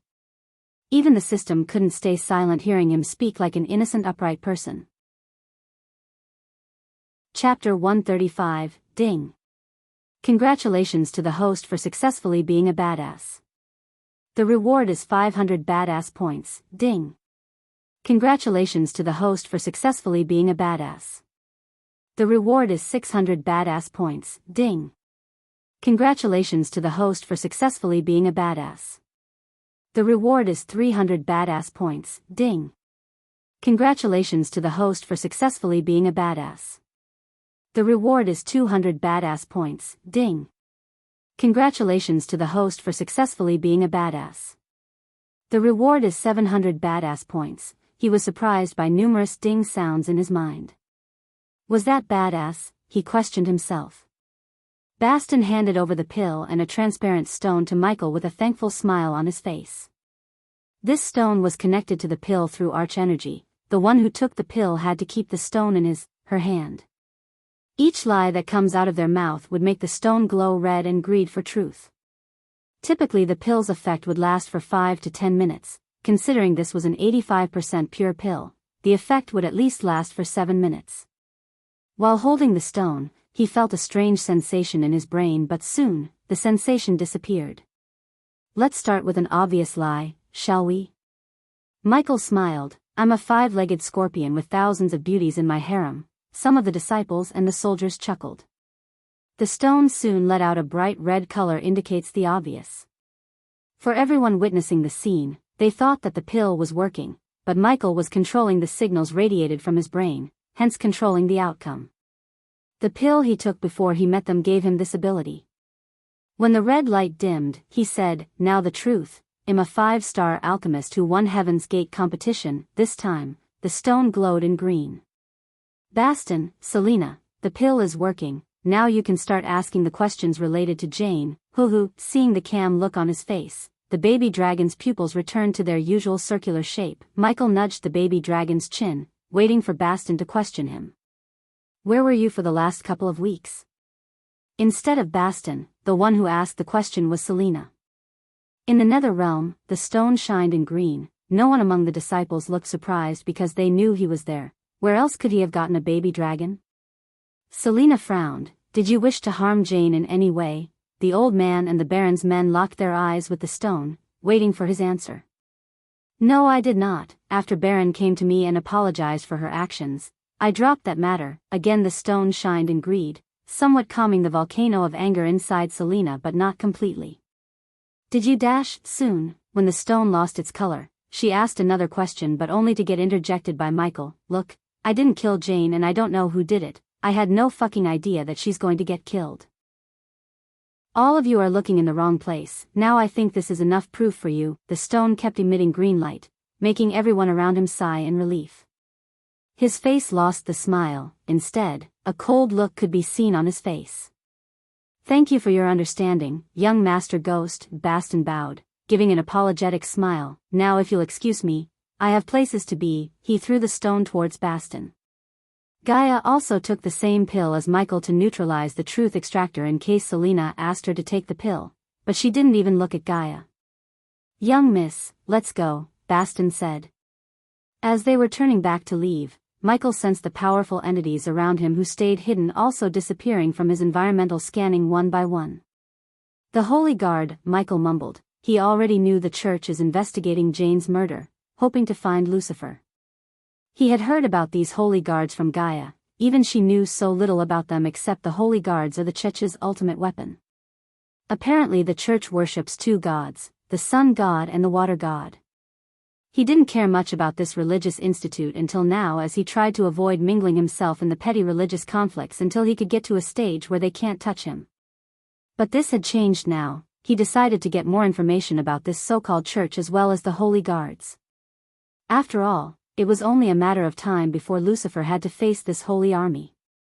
She should have asked me at least one question. She felt offended not to be noticed by Selina.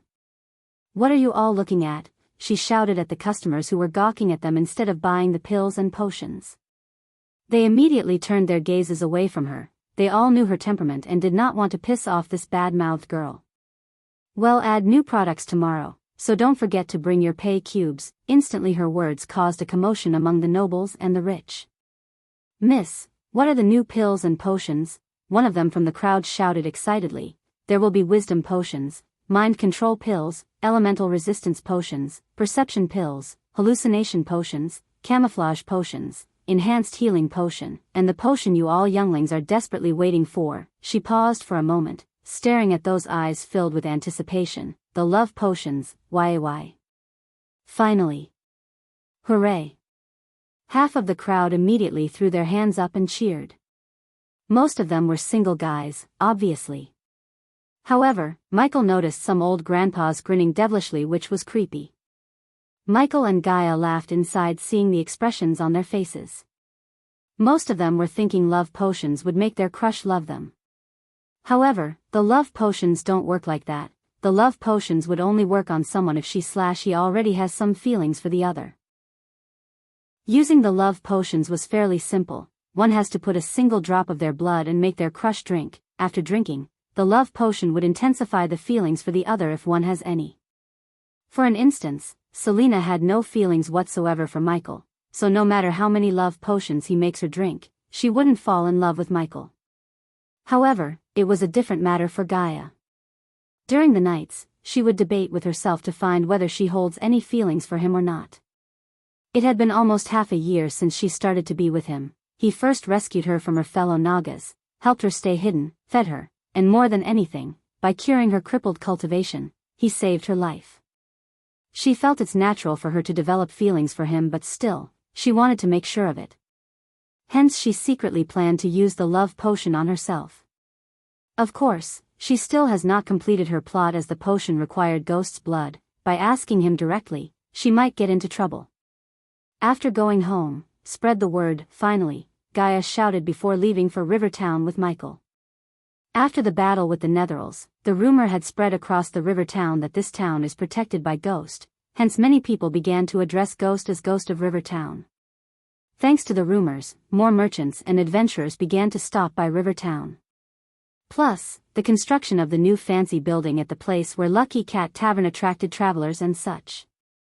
For those native River Town people, the building the dwarven engineer was building for Ghost was nothing but a wonder in their eyes. Even though the workers didn't finish the construction yet, people could tell that it's a marvelous building that would raise the River Town's prestige by many folds. Because of the frequent merchant, adventurers, and travelers' visit, the local business boomed. The River Town people thanked Ghost for their prosperity, though he practically did nothing for them. He killed those netherils not from but for him. Hey, it's young Master Ghost. Young Master Ghost is back. Good morning, young master, he's so handsome. Ding. Congratulations to the host for successfully being a badass. The reward is 500 badass points, ding. Congratulations to the host for successfully being a badass. The reward is 600 badass points, ding. Congratulations to the host for successfully being a badass. The reward is 300 badass points, ding. Congratulations to the host for successfully being a badass. The reward is 200 badass points. People on the streets of River Town quickly greeted him and Gaia with a wide grin on their faces. Just by walking the streets, his reputation earned him badass points. This was why the system kept urging him to take risks, explore the world, and engage in battles. If this small town could give me 5,000 badass points just by walking through the streets, how much would I earn in the big cities? Michael's eyes glistened in glee. Master Ghost, you're back. Just when he was nearing the Lucky Cat Tavern, he heard a familiar voice and turned to see the golden-haired girl walking towards him, carrying a bunch of iron tools in her hands. How are you, Gloria? Thanks to Master Ghost, I have no worries. Good morning, Miss Elia, she answered Michael with a bright smile, and then, she greeted Gaia with the same bright smile. What are these? Asked Gaia. These are tools of Lord Fover. I just went to the smithy to get them fixed. Michael recognized none of these weird tools. He had never even seen them before. His curiosity piqued to see the 3-star builder and the restaurant he was building for them. Chapter 136. The air was filled with hammers hitting the stones and iron. Upon arriving at the construction site, Michael saw the bare bones of the building. The wooden planks, iron beams, and half-built walls which were glistening in the daylight radiated certain charm. The building resembled a rectangular prism. On the long sides, there were 5 arched windows. Each window was approximately 3 m wide and 7 m in height. On the front of the building, there was one arched door between arched windows on each side. The building was lifted by a 3 m foundation so one could enjoy the view of the river clearly. On the far end of the building, Michael noticed the vents, stoves, and ovens being built by another set of workers. Michael walked up the few stairs to enter the building when he saw a couple of carriages stopping in front of the building. Both Gaia and Michael frowned at this sight. The carriages had scratches, burn marks, and cuts all over them. It was evident these carriages were attacked. Soon, people slowly came out of the carriages, wounded. This scene attracted the people of River Town. Few of them stepped forward to support the wounded soldiers. Gaia's face instantly turned cold the moment she saw the people taking out dead ones from the carriages. All the dead bodies had deep cuts, burned marks, and severed limbs. Following the dead bodies, a short sturdy man with a large beard jumped out of the carriages, carrying a huge battle axe. The short man compensated for his lack of height with his muscles. The man carried that huge-ass battle axe like it had no weight. Dwarf, Michael mumbled under his breath. This was the first time he had seen a dwarf in real life. The dwarf was exactly like one of the dwarves in the Lord of the Rings movies. Fover, what happened? Gaia asked as the dwarf put the battle axe on the ground, producing a loud thud sound. Bandits happened, lass. Ye told us there be nae bandits between here and Bradford. Bandits? Where? After Jane sent bandits to harass their customers, Gaia personally went to the forest surrounding the Sunrise sect as well as the forest surrounding the river town to kill every single bandit. She was sure there are no bandits to harass them until now. Fucking bloody beast men ambushed us near the moon goddess temple. These puny humans stood nae chance against their guerrilla attack, cursed Fover, failing to notice Michael in the heat of the moment. Beast men wouldn't usually enter a human kingdom. Ghost, we have to investigate this. Only when she mentioned the name Ghost, the dwarf turned his gaze at Michael. For a second, Fover just stared at him to sense his cultivation level. Soon, his eyes slightly widened in surprise. So ye be that famous Ghost o' Rivertown? Yeah, lad, you need to do something about these bandits. They already destroyed most o' the materials I needed to finish the building, destroyed the glasses. I'm gonna rip them to pieces. Veins popped on Gaia's face. Considering this plan of Michael's required more glasses, even than the stones, this shipment was extremely important. These were not normal glasses. The dwarf ordered them, glassmakers, to custom build the glasses, which cost them a huge chunk of gold coins. Go and check out the forests, but I guess they are long gone by now. I have to look, she said, and rushed towards the place where they left the Pegasus. Master Ghost. Soon after Gaia left, his two henchmen came towards him. Both Daniel and Ricky suffered wounds. Daniel had a deep cut running across his chest. His brown tunic was drenched in blood, while Ricky limped, holding the deep cut on his thigh.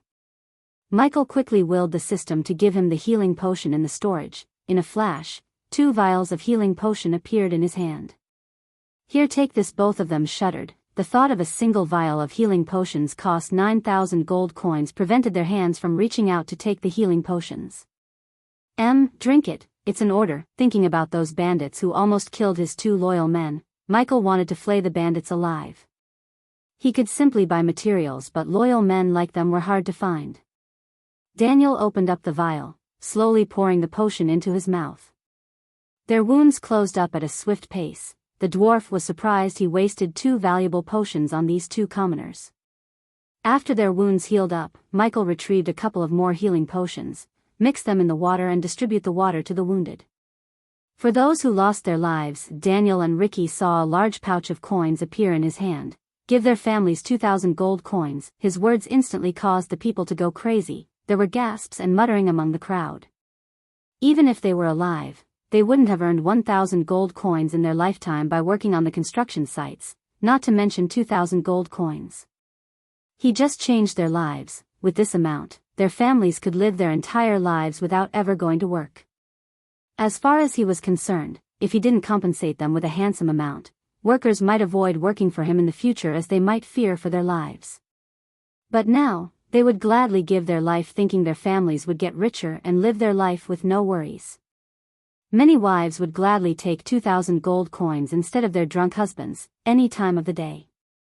After all, for Michael, even 20,000 gold coins weren't much compared to his grand plans. He wanted the restaurant to be up and running as soon as possible. As for those who survived, you will receive 50 gold coins for the inconvenience. Those who survived bowed and grinned in glee despite the excruciating pain. Although it was nowhere near the amount 2,000, at least they lived to enjoy the 50 gold coins. Lad, what aboot me? Ye need to compensate me too, asked Fover, smirking. I will compensate you handsomely when you lose a few limbs in the next bandit attack. You were right, I didn't find anything except this. While he was making new batches of pills and potions back at his home, Gaia came rushing into his room. Michael looked at the baby dragon as he hopped towards Gaia and grabbed the medallion in her hand with his mouth. He then whooped back at Michael. The medallion was black, made of high-quality black iron. On its surface, a wolf's head etched onto its surface. Those who attacked Fover is not bandits, human, it's the Grim Reapers. Michael did not utter a word but waited for her to explain. When you need beasts, bandits, and problems like that disappear, you go to Adventurers Guild. When you need a noble to disappear or even a king disappear, you go to the Grim Reapers. If you have enough gold coins, no matter what evil shit you want to do, they will do it for you. Someone paid them to attack the shipment, but who? He scratched the baby dragon's chin, thinking about who might have done this deed. The only enemy he had until now was Jane. Obviously, she couldn't have hired the Grim Reapers. He didn't think Selena would have done this either. You said they do anything right? For the right amount, she said. Fover said the glassmakers may have extra supplies we need. Buy them and bring them to Fover personally. What will you do? For now, I will finish all these, and then, well, go to Aragoth to seal the deal, said Michael, showing no emotions on his face. So well, do nothing about this? She questioned him, only to see him shake his head. Grim Reapers won't tell us who hired them in the first place, right? The Grim Reapers sounded just like the dark underworld back on Earth. Although he only killed a certain group of people, there were assassins and fixers who would kill or do anything for the right amount, but the dark underworld would not reveal anything about who hired them to do the job, to anyone. This secrecy what made the dark underworld extremely powerful, and if his instincts were correct, the Grim Reapers would follow the same rules. His assumption was proven right when she nodded. Nope, those bastards value client confidentiality more than anything. If we went there asking for this information, they would either try to kill us or ban us from using their services in the future. Then there's nothing we can do except trying to hire them to protect our carriages. This might work if this was a one-time task, but if someone hired them to attack our carriages every time. Her voice trailed off, but the killing intent in her eyes intensified. Then well, simply hire the adventurers to do the job for now. Gaia creased her brows. What do you mean for now? Today they attacked my men, I won't simply forget it. One day, I'll visit them, kill every single one of the Reapers who did this, not as Ghost but as Lucifer. Gaia grinned devilishly, thinking about the day they'd seek revenge against the infamous Grim Reapers. After Gaia left the room, he finished making pills and potions enough to sustain the Majestic for a week. He stood up, the baby dragon on his shoulder. Ruby Cuisine branch manager, Michael mumbled under his breath, before dashing out of the room. Chapter 137. Inside Michael's house, the trio was laying on the sofa, munching on the egg rolls Raylene prepared for them as snacks. The baby dragon was clutching onto its roll, fretting that Gaia would steal it from him. Both of them just came back home after getting their job done. Fortunately, the glassmakers kept extra custom-made glasses to sell on the sidelines, therefore, she was able to buy the glasses from them and personally deliver them to Fover, resuming the construction work. Michael, on the other hand, went to Bradford searching for the branch manager of Ruby Cuisine, his one major competitor. Considering the Holy Guards, members of the Guardian Guild, and soldiers were swarming the city, the branch manager came to oversee the business personally. This enabled Michael to disguise himself as passing by and place a surveillance bug he bought from the system on the branch manager. Now he had to link the bug to the monitoring orb. They were already using the monitoring orb to monitor the orc in the abyssal. Give me the orb I gave you. She was keeping the orb in the linked space ring. She flicked her wrist as a white orb filled with smoke appeared on the table before them. The baby dragon let out a hissing sound in a momentary surprise before turning his focus on the roll in his claws. The next moment, Michael placed his hand on the orb, willing the system to establish a connection between the monitoring orb and the bug he placed. Connection successfully established. After he heard the system's now not-so-robotic voice, the white smoke inside the orb slowly faded away to reveal a neatly organized room. On the orb, Michael and Gaia saw a pair of hands up close, writing reports under the candlelight. The pair of hands belonged to the branch manager. Thanks to the bug, they would see anything he sees, listen to anything he listens. For Michael, it reminded him of the first-person games he played back on Earth. You didn't place anything on me, right? Following the branch manager, Michael willed the orb to show the orc. Gaia placed a bug on the orc exactly like the bug Michael placed on the branch manager, and also, with Michael's help, she drew symbols on the walls around the orc. These symbols were practically like the CCTV cameras. They recorded the orc's room, sending a live feed to the monitoring orb. At the moment, they could see the orc scribbling and reading parchments. Gaia bought him those parchments as he wanted them to summon netherals into this world. I still don't trust that orc, human, said Gaia, creasing her brows. We don't need to trust him, we just need his ability to summon netherals. After the system went haywire when he tried to recruit the orc as his subordinate, he ultimately decided not to try that again. That didn't mean he had no ways to make sure the orc stays in line. As far as the orc serves him loyally, Michael would give the orc a seat in the organization in the future. If he didn't, he would simply kill the orc and be done with him. After all, killing netherals was not only the way he could gain experience points. Alright, it's time I met the orc again. Hoo-hoo. Realizing they were preparing to go to a new place, the baby dragon excitedly bounced up and down. Sorry baby dragon, I can't bring you with me yet. For now, stay with sect leader Claire. Hoo-hoo, the baby dragon protested, but ultimately he nodded like an obedient child. Good boy, Michael patted on his scaly head. He then took the baby dragon with him to drop him off at Claire's home before going to the dark forest. Lord Lucifer, Your Highness, Michael was sitting on his abyssal throne when Dalar came to greet him. Gaia stood beside Michael wearing the female version of Lucifer's suit of armor. Seeing the two pairs of red eyes staring straight at him, Dalar couldn't help but shiver in fear. Dalar sensed the overwhelming power of a core formation level 8 warrior radiating from the woman who called herself the Dark Queen, hence he addressed her as Your Highness. Michael kept gently tapping the dwarven skull attached to the throne's handle. Dalar, how many netherals are you able to summon here? Even without any fear toxin, the voice of Lucifer sent a chill crawling through Dalar's spine. 30 netherals, Lord Lucifer, Dalar stirred, afraid of disappointing the devil in front of him. Unlike the Dark Queen beside Lucifer, Dalar was unable to sense Lucifer's cultivation level. Only a handful of experts were able to hide their cultivation level completely, which meant Lucifer is one of those powerhouses. When Michael upgraded the system to version 2, the masking function's duration was 10 minutes. In version 3, the system was able to mask his cultivation for 20 minutes with a cooldown period of 30 minutes. Their level? Body strengthening stage. I can summon level 7 netherals, 7,000 for each netheral, 210,000. Just when he was grinning behind the mask in glee, Dalar opened his mouth to ruin the moment. For once a month, Lord Lucifer, incompetent. The moment these words escaped Dalar's mouth, he was pulled by a force towards Dark Queen. She grabbed him by the neck, lifting him in the sky. Your Highness, anything more dash, let him speak. Queen. Michael liked the name Dark Queen. In the future, when he starts his shadow organization, he would be known as Dark Lord Lucifer while she would be known as Dark Queen after Michael's order. Dalar was thrown away by Gaia like a pebble. Dalar slowly picked himself up, cursing the woman in his heart. State your reason, Dalar, Michael asked without showing his disappointment in his tone. Anything. Summoning more than 30 netherals in a month would alert the Guardians, Lord Lucifer. Somehow, they can detect the trace of the summoning magic. Dalar explained the reason. It was a damn good reason.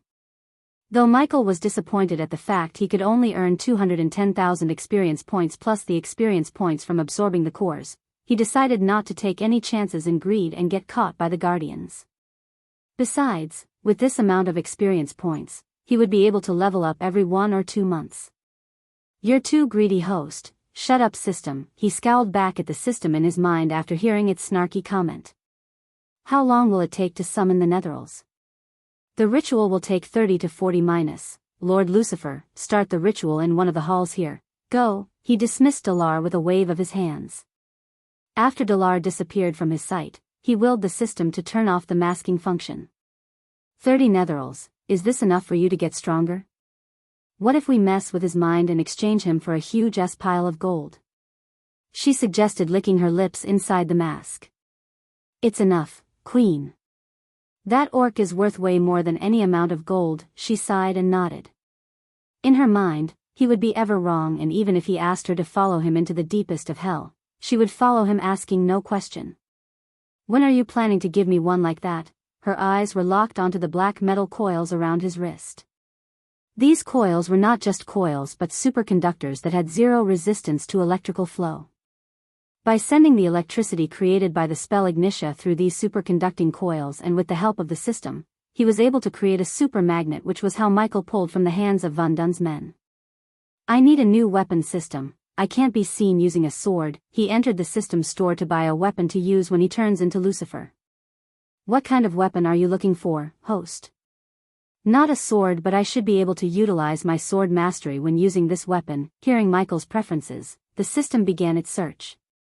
Soon, a glow appeared in front of Michael's eyes as the glow slowly turned into a weapon, a warhammer. The warhammer in front of him was made of entirely black metal. It possessed one blunt dented face with a sharp beak on the opposite side of the blunt face. The warhammer looked heavy, and the glowing inscriptions, runes, and symbols on its surface gave a deadly look to the hammer. Weapon name, Doombringer, Heavy, Class, Rare Upgrade Requirements, 3-star Blacksmith, 3-star Runemaster, Ostium Ore, The Blood of a Forest Dragon, Underworld Fire Core / Ancient Ice Core. Price, 14,000 badass points. Does the host wish to buy the Doombringer? Host can trail use the weapon for 10 minutes. a golden notification box with blue letters appeared in front of him. His eyes widened in surprise. System, make the Warhammer look old, ancient, and put it somewhere in my room? So Gaia won't suspect where the Doombringer comes from? Yes, then it will be 14,500 badass points. The system sounded extremely excited for some reason. Do it, Michael Long lost his drive to bitch with the system as he calmly said. After exiting the system, he looked up at Gaia. Go and make sure Dalar isn't trying anything funny. What are you gonna do? It'll be in my room, casting the masking spell on myself again. Don't take longer or I'll start killing them. She teased him before leaving the throne hall to find Dalar. I hope you like Lucifer's new weapon, but if you feel slightly disappointed, I hope you're not. Don't worry, check out the required materials to upgrade the Warhammer. Chapter 138, Look what I found in my room. Michael came to the northern hall in the Abyssal to meet Dalar and Gaia. In his hand, she saw a heavy warhammer. The warhammer seemed ancient, old, and powerful. It was adorned with silvery symbols and runes from the head to tail. Where did you dash? She asked, only to get interjected by Michael. Behind one of the shelves. I think it was left behind by them, he said. Gaia understood that by them, he referred to the Order of Death. Dalar, where are the Netherals? The hall was spacious, just like the hall where there was a small lake and waterfall. This hall was also a pocket dimension. This much space couldn't be explained otherwise. In the center of the hall, a large 7m radius magic circle with runes could be seen. The runes on the circle were glowing, producing a mild humming sound. If you give the world, they will appear here, Lord Lucifer. Dalar bowed deeply. Michael clutched the new warhammer tightly. Then he nodded, preparing to slaughter the Netherals, so he could reach the next level. Dalar closed his eyes, muttered a few words. Soon, the circle started to glow brighter and brighter. Boom! The next moment, the golden circle hovered above the ground before exploding into millions of tiny orbs of light. When the light faded away, 30 Netherals with human traits stood at the place where the circle was. Dalar, order them to attack me. These Netherals wouldn't do anything until Dalar ordered them to do something. If Michael only desired experience points, he could have simply let Gaia kill the Netherals, earning the EXP doing nothing. He didn't want to do that. He wanted to increase his sword mastery as well as train his body and mind in a real battle. For an assassin like him, it was essential to train vigorously to keep the skills sharp. Yes, Lord Lucifer, Dalar bowed. Kill him. Gaia creased her brows, seeing the orc issuing order to kill him instead of just attacking him. A sudden flash of murderous intent ran across Dalar's face. He quickly hid his internet, but Gaia noticed it.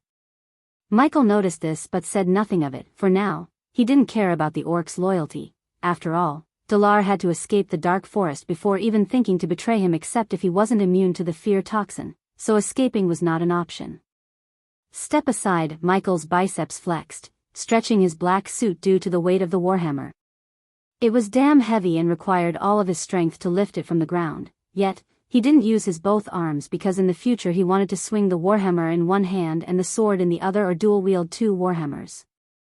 Gaia was ready to dash forward in case they overwhelmed him with their numbers. After all, he was a body-straightening level 4 warrior while each Netheral was at level 7.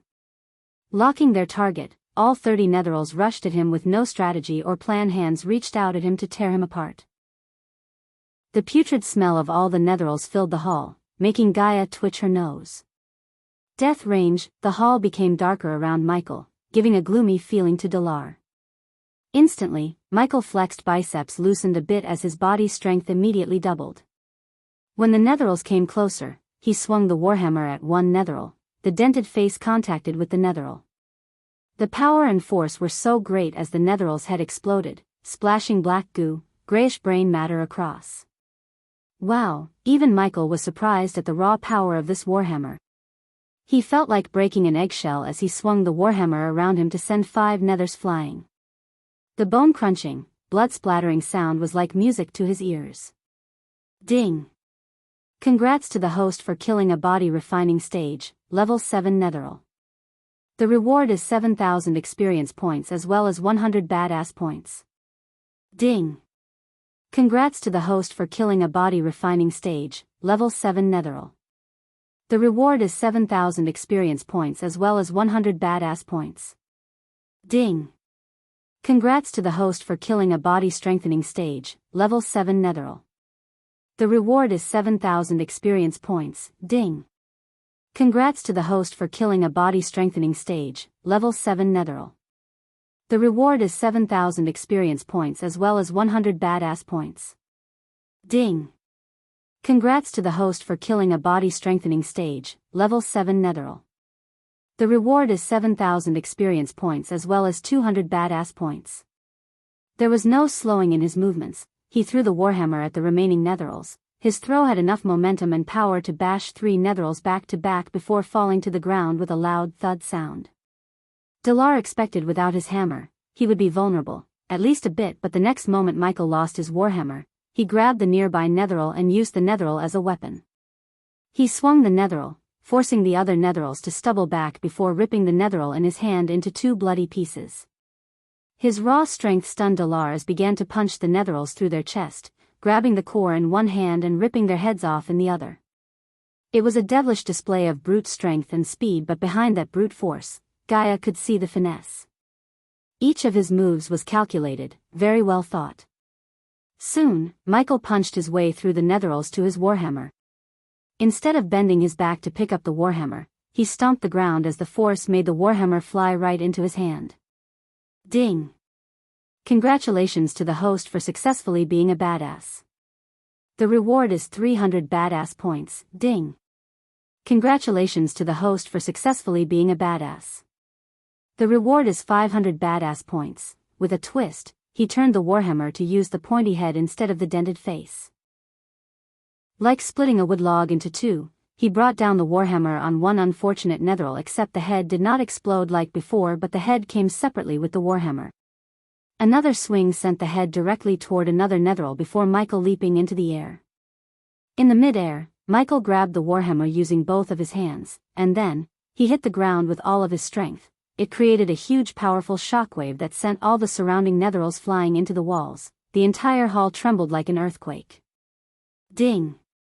Congrats to the host for killing a body refining stage, level 7 netheril. The reward is 7,000 experience points as well as 100 badass points. Ding!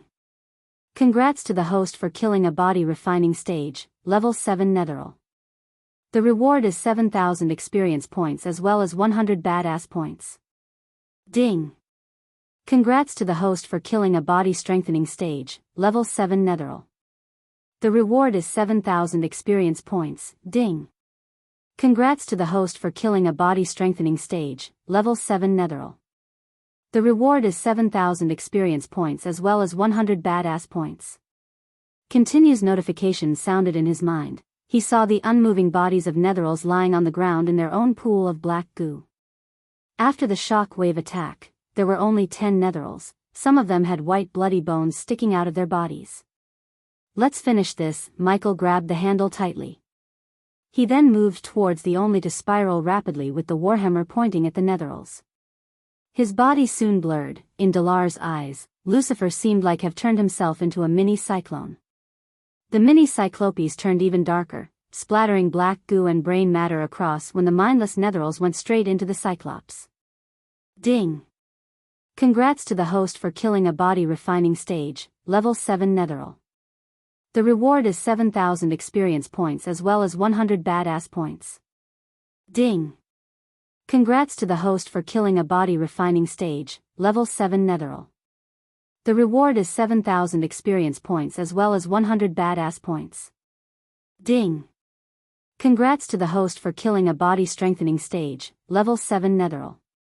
The reward is 7,000 experience points. Ding!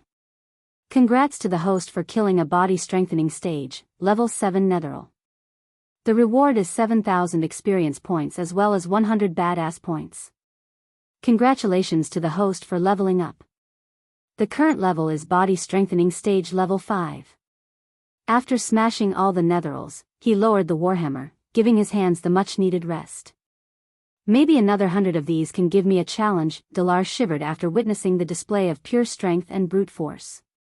He was unable to pinpoint Lucifer's true strength, even after this one-side massacre. Lucifer killed those netherils he summoned with no hassle. There was not even a scratch on his body. He used no powerful spells but the warhammer and his own strength. Dalar could tell that those words he just spoke were nothing but true. He doubted even another 100 netherils could make him drop a sweat, let alone kill him. Take this as a reward for what you did. Michael flicked his wrist, taking out a batch of revitalizing pills and arch energy boosters. The batch had 10 of each pill. Since anyone could buy pills from the Majestic, he didn't fret about Dalar connecting Lucifer with Ghost. This will be enough for you to purify your body and help you speed up your cultivation, Michael said, sending the pills floating towards Dalar. Dalar didn't dare to refuse this. He just bowed deeply and accepted the pills. Burn those bodies. After giving one last order to Dalar, he made his way to his room with Gaia following him behind. Chapter 139 Man, we need a butler to maintain this place ASAP. While walking through the cobwebbed corridors of the Abyssal, Gaia said. Why don't you put up a sexy maid dress instead? She froze stunned, behind the mask. He chuckled seeing her reaction. Why don't you ask Sadie, you're pervy fuck. Michael received a punch on the shoulder for his suggestion from Gaia. You're still on that? Of course I'm still on that. I won't let you sleep around with bitches like her. Don't forget, there was a hint of possessiveness in her voice. In Michael's eyes, she was beyond beautiful, talented, funny. Moreover, she was very supportive of him. In simple terms, she was a perfect wife material for him. Therefore, if she made a move on him, Michael would gladly accept her as his better half. After all, he would choose her any time over a cold bitch like Alicia any time of the day. Yes ma'am, he giggled in return. Oh, she was surprised to hear his answer. She thought he would be a jerk and refuse. This gesture of him slightly made her feel elated, thinking that he might have feelings for her. Good, she put her hand around his neck before giving him a mild headbutt before they went to the teleporter to leave the dark forest. The next day, Michael left the sunrise sect before the early light, putting on his neo robes. They didn't use the flying swords but mounted the Pegasus to go to Aragoth.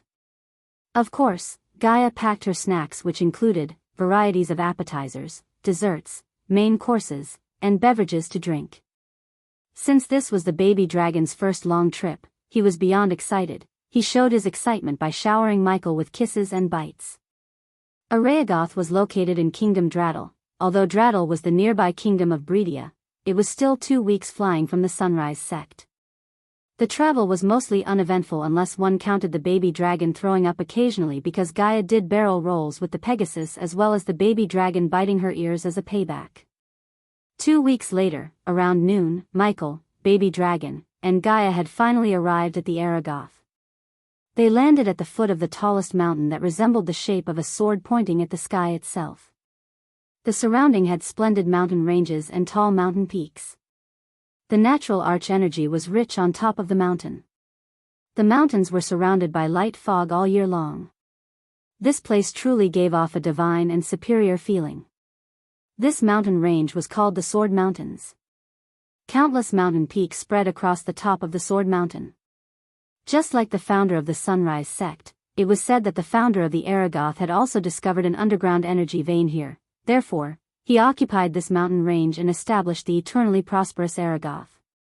The energy vein, aside from it being able to provide the best cultivation environment and gather natural energies, was also a representation of fortune. Many powerful sects and families had occupied land with energy veins. This was the reason why they were eternally prosperous and had produced countless geniuses. Another stunning place. Michael and Baby Dragon stared at the beautiful scenery filled with light fog. He couldn't help but praise it. Hoo-hoo, Baby Dragon nodded, basking in the beauty. Stop staring, you two. This is nothing compared to the Nagaland. Yeah, I know. You've said this almost 100 times now, Michael interjected, teasing her with a chuckle. She rolled her eyes and descended to the ground. Go no further.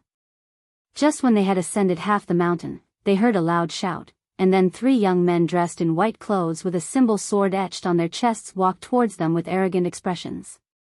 Identify yourselves and state your reason to be here at Aragoth. Is that a dragon? Michael's vision landed upon these 3 men, and he instantly discovered that they were only body refining stage warriors. They were probably amateurs, as talented disciples of the outer circle wouldn't be guarding the entrance here. However, as the disciples of Aragoth, even just being a novice disciple would be enough to make anyone proud of themselves.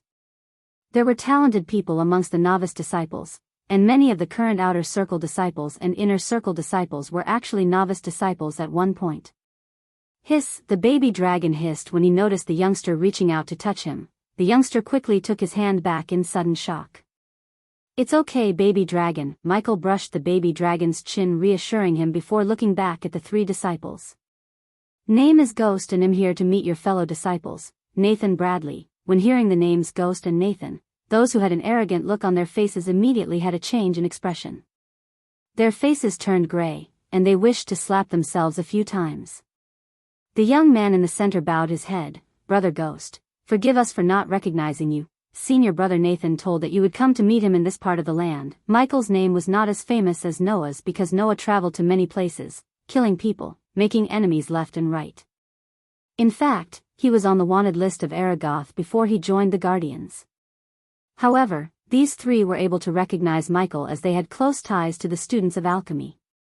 Although Michael was unable to keep himself hidden from the world like back on Earth because of the system, he still liked to keep a low profile and make as few enemies as possible, unlike Noah. They followed the disciples through the paved roads into the inner section of the sect. Soon, they walked under the arch of the gate to discover wonderful and magnificent palaces. Cool, when he saw these parks, buildings, and rivers, he couldn't help but be amazed. Everything was perfect, the architecture of each building had its own magnificent style. Right at this moment, two outer circle disciples walked up from ahead. When they saw Michael, unlike these three, they immediately recognized him and greeted him with eyes full of admiration and awe. Heavens! He is Ghost, the ghost of River Town. He looks so young, perhaps only 19 to 20 years old. What is that on his shoulder? Oh my god, oh my god, oh my god, it's a dragon. I heard he killed a body-strengthening warrior while he was only at the foundation stage.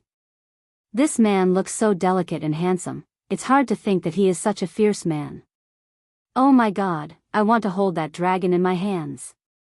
Look at that chick beside him, she looks hot. I still can't believe he's a 5-freaking-star alchemist. Teacher Olivia won't shut up about him. That's it, I think she actually invited him here to give a special lecture to alchemy students. Lower your voice, idiot. Do you know how many young masters lost their lives coveting beauties like her? Wow. Ghost is so handsome, it would be nice if I could be his girlfriend. Shut up, slut, I heard Sadie and he has a thing between them. Why is he here? The surrounding disciples' discussions became heated. Although people were communicating privately with quiet voices, he had good hearing, so he heard every single word spoken. He couldn't help but laugh and shake his head. Among all these conversations, Gaia's ear twitched when she heard the two disciples mention the name Olivia. Her female instincts kicked in, thinking that Olivia might try to flirt with Ghost. Obviously, his fame of being the 5-star alchemist was spread across the alchemy circle of Aragoth. Alright, carry on with your own matters. Brother Ghost has gone through a long journey. I will need to bring him to senior brother Nathan's residence. In the future, if you have any questions regarding alchemy, I'm sure Brother Ghost will show you some guidance during his stay. The leading disciple waved at the disciples, then he continued leading him to the inner part. Along the way, they met several disciples who had been admiring him as a 5-star alchemist. All of them happily greeted him and were stunned looking at the baby dragon. The disciples of the Aragoth weren't idiots. Pleasing him may not give them any advantages, but it surely wouldn't bring them any disadvantages either. Eventually, they passed the area where all the living quarters of students were located. Behind the living quarters, a very fine courtyard was built. It was located at the top of the mountain, isolated from the living quarters area. Compared to the old shaggy home of his in the Sunrise sect, the house in front of looked like a palace. It was not suitable to call it a home but a bungalow. It was surrounded by mountains and rivers, and there was even a waterfall nearby. The scene was very soothing, the natural arch energy was rich, and it was isolated from all the noise coming from the living quarters area. This was simply the best place for cultivation, not that Michael needed a place like this to cultivate. Wait here, Brother Ghost, "I'll go inside and bring senior brother Nathan." "Cool." Michael stood there basking in the beauty while the trio of disciples went towards Nathan's house to inform him. "Nathan's not home, Riker." Michael turned his gaze away from the waterfall to see a couple of girls walking towards him, shouting at the trio of disciples who were knocking on the door. They failed to notice Michael on the sidelines. Instead, they shouted at the trio. "Teacher Olivia is making every disciple take the potion exams. Thank the sun god we were able to escape before she locks us in the potion lab." Chapter 140 Potion Exams? Right now? The trio of disciples stepped back from Nathan's home. They walked towards the girls while Michael silently watched this scene unfold. "Holy shit, then we also have to run away from Teacher Olivia. She forces every student to take these bloody alchemy exams, even those who don't take alchemy." Bloody hell. There was genuine fear in those disciples' faces. "Brother go dash, it's okay, just point me in the direction of the potion lab," Michael chuckled, asking the disciple to show him the way while they escaped this dreaded exam of Olivia. "Ghost? Whoa. How long were you?" The three girls were stunned to hear the voice from behind. They turned back, almost jumping back in shock. "Hello." Michael gave a short wave at the girls who were staring at him and the dragon with open mouths. Instantly their faces turned red as they started breathing heavily. "What? You haven't seen a guy before?" Gaia got irritated looking at these girls almost having an orgasm just by checking him out. Her voice immediately brought back the girls from their trance. Cold sweats could be seen on their rosy cheeks. They stuttered, "Oh, sorry brother Ghost, can you give us an autograph?" One of the girls reached her hand out while the other handed him over the quill. "Sure, only on hands." Gaia saw one girl lowering her top to show off her cleavage. She knew the girl was going to ask him to sign her ample chest, but Gaia's eyes made the girl correct her dress in an instant. "Lucky bastard," thought the three male disciples, sighing in envy noticing the fire in the girl's eyes. Hoo. After the disciples showed him the direction to go to the potion lab, they ran as fast as they could to escape the exams. While he was on the way, the baby dragon nudged his ear, making a weak groan. "What's he saying?" "He said that he wants to sleep." She didn't even turn to look at the baby dragon on his shoulder, she just shrugged and said, "Are you okay?" Michael creased his brows, asking the baby dragon to see him nod his little head. "Well, you must have been tired." Michael gently grabbed the baby dragon. He then placed the baby dragon in his coat inner pocket, the baby dragon's favorite cozy place to snuggle and sleep. "Who is this Olivia?" Michael asked surprised. A few moments ago, this place was buzzing with disciples and life, but now, it turned into a ghost town. Not a single disciple could be seen roaming outside except for Gaia and him. "Do you think she's beautiful?" he asked, teasing her for his time pass. "Why do you ask?" He could hear the gritting sound of her teeth. She clenched her fist, ready to pounce him if he tried to bang Olivia, just like he did with Sadie. "What do you think?" he said, slyly winking at Gaia to flame the fans of her jealousy. Just like he planned, she gnashed her teeth. "You lecherous fuck." She couldn't control herself after seeing that wry smile on his face. She put her head into his arms and started to punch him on his gut. Of course, she didn't use her full strength but only enough to hurt him a little. Michael on the other hand laughed and kept knocking her on the head. "Ouch," squealed Gaia, continuing to rain punches on his gut. "You too." Suddenly a shout came from their back while they were playing.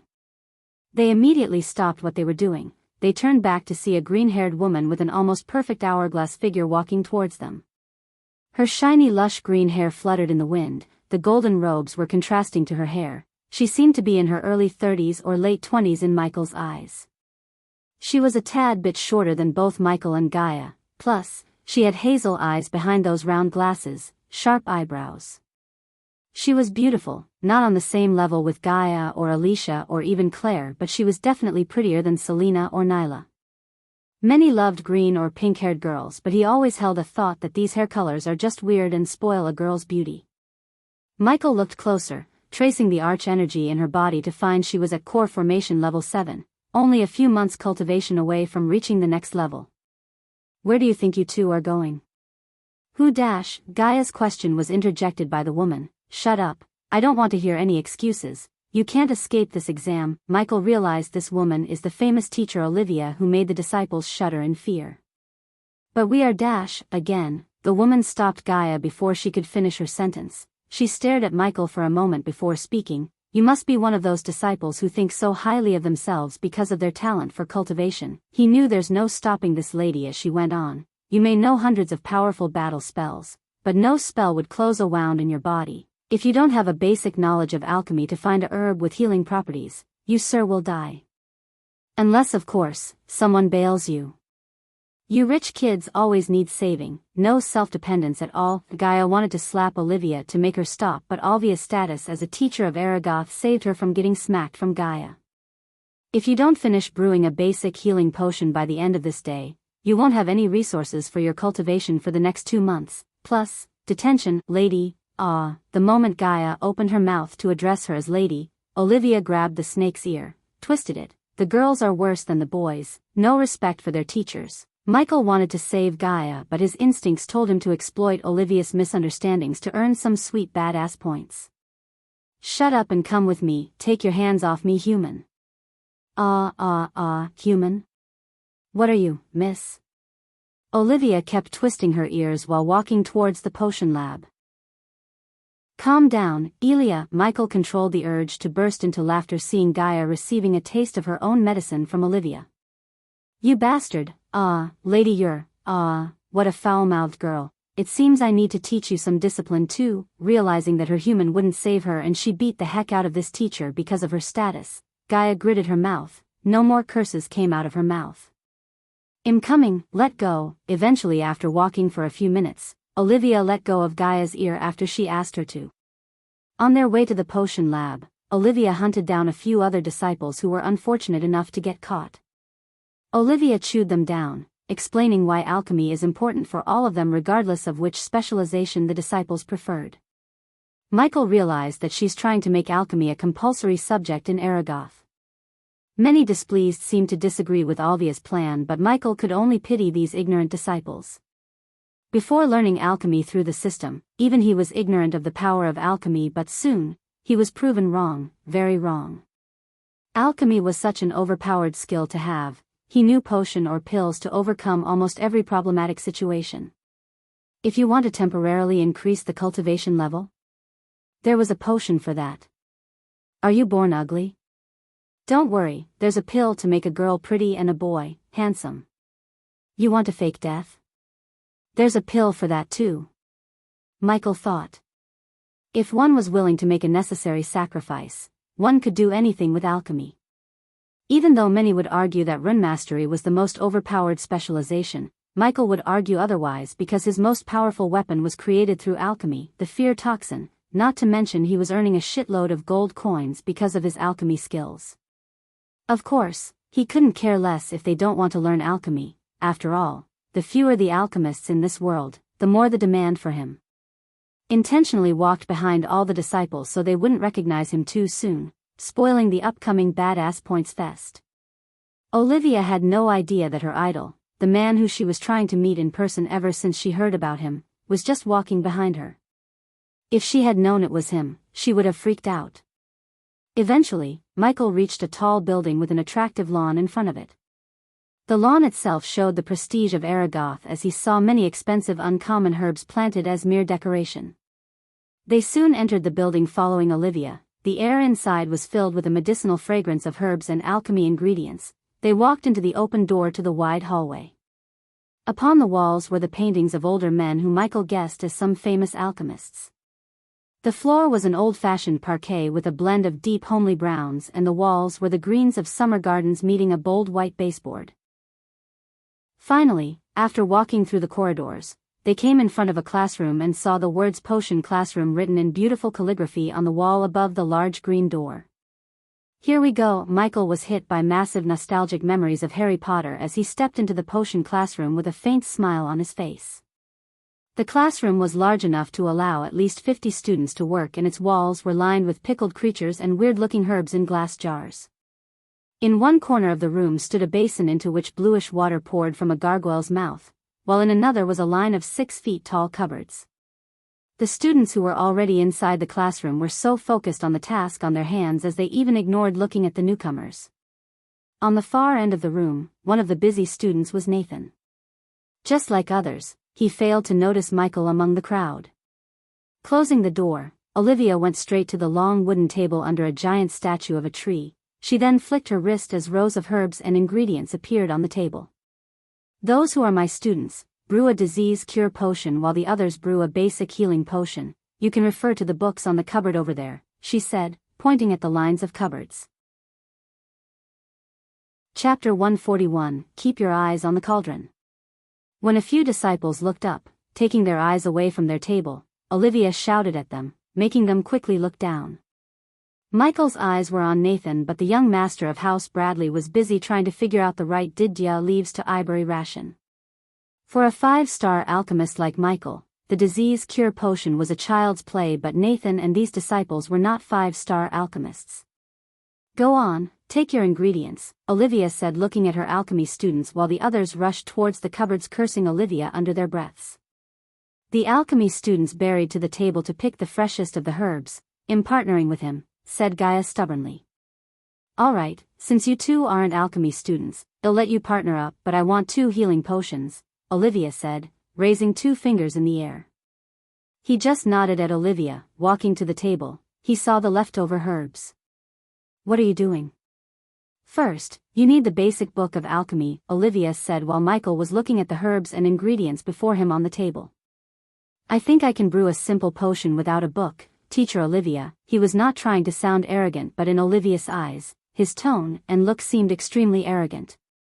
Oh, a simple potion, huh? Let me see your alchemy prowess. It was evident she didn't like the way he talked. She made it obvious by her sarcastic tone. She wanted to teach this arrogant bastard a lesson after he failed miserably. However, the next moment, he surprised her by picking up the right herbs from the table. Ding! Congratulations to the host for successfully being a badass. The reward is 700 badass points. Hold this. Michael handed over the herbs to Gaia. He then rolled up his sleeves before conjuring the green alchemy flames. Wait. Olivia was stunned knowing that the green flames couldn't be summoned by anyone except alchemists. Olivia's shout broke many disciples' concentration. They instantly looked up in the direction of the commotion to see her staring at the green flames hovering above a black-robed youth's hands in shock. Don't try this anywhere. Before Olivia could stop him, all the ingredients flew straight into the green flames. Ghost, from the distant. Nathan recognized him immediately. You need a cauldron. Olivia shouted at him, but she soon closed her when a fist-sized ball of pure essence floated above the green flames. Ding! Congratulations to the host for successfully being a badass. The reward is 800 badass points. Ding! Congratulations to the host for successfully being a badass. The reward is 300 badass points. Ding! Congratulations to the host for successfully being a badass. The reward is 700 badass points. Ding! Congratulations to the host for successfully being a badass. The reward is 200 badass points. Ding! Congratulations to the host for successfully being a badass. The reward is 500 badass points. His lips curved upwards. He would never get tired of this sweet notification sound, no matter how many times he hears it. One by one, the essence shot above the green flame. Olivia was speechless. She just stared at the pure essence above the green flames. One could not extract the essence from the herbs with this much purity unless he's a godly level genius. Besides, he used the technique of extracting the essence using no cauldron. She didn't know anyone who could do that except one person, Ghost. But how could he be here? She thought. In the next moment, all the 11 essences that were floating above came closer to merge as one big ball of the essence. Michael flicked his wrist. The green flames slowly faded away. Bring me 5 vials, she said to Gaia, making her lock eyes with the girls staring at him from the front table.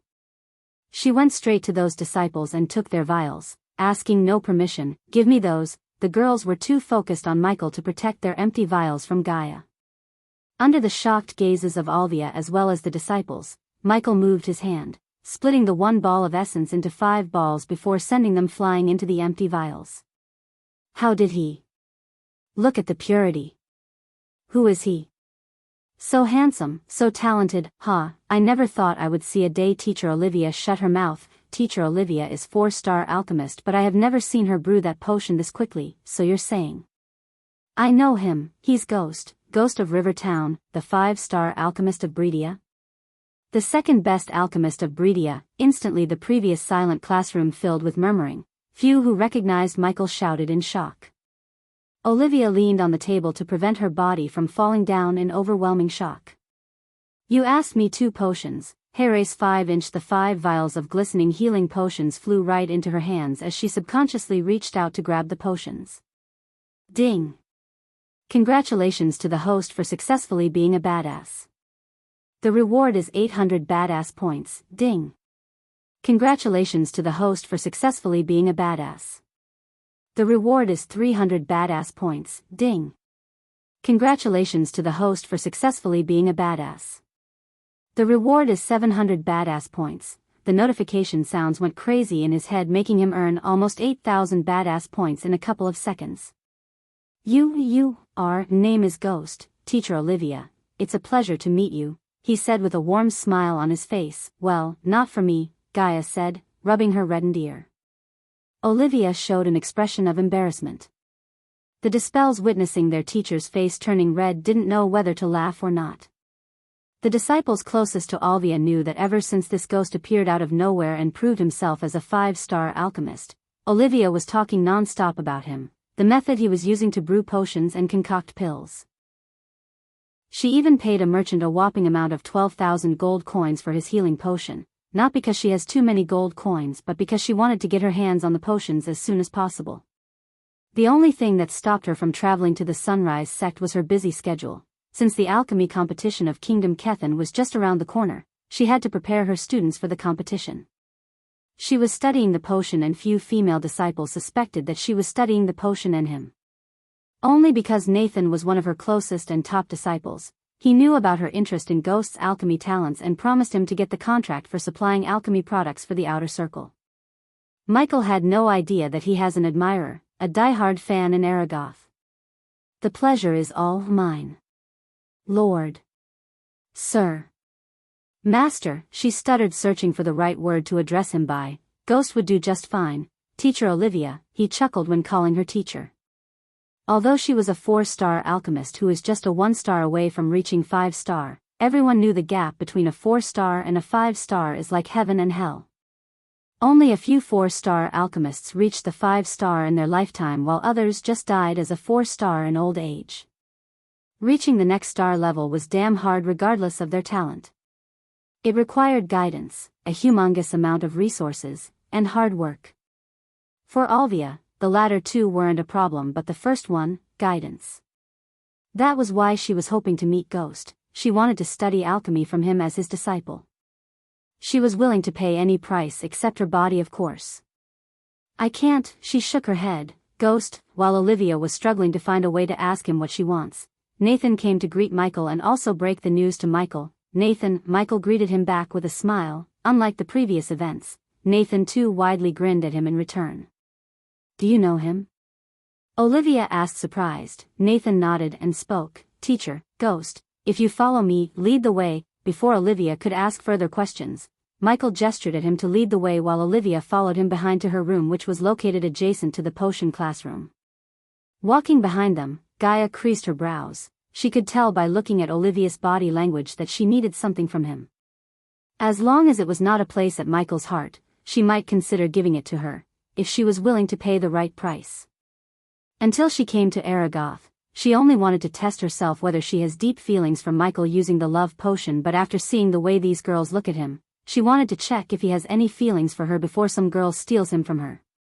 Having more than one wife was normal, but Gaia didn't want to share his soul mate with anyone else. She would rather kill all her competitions than share him.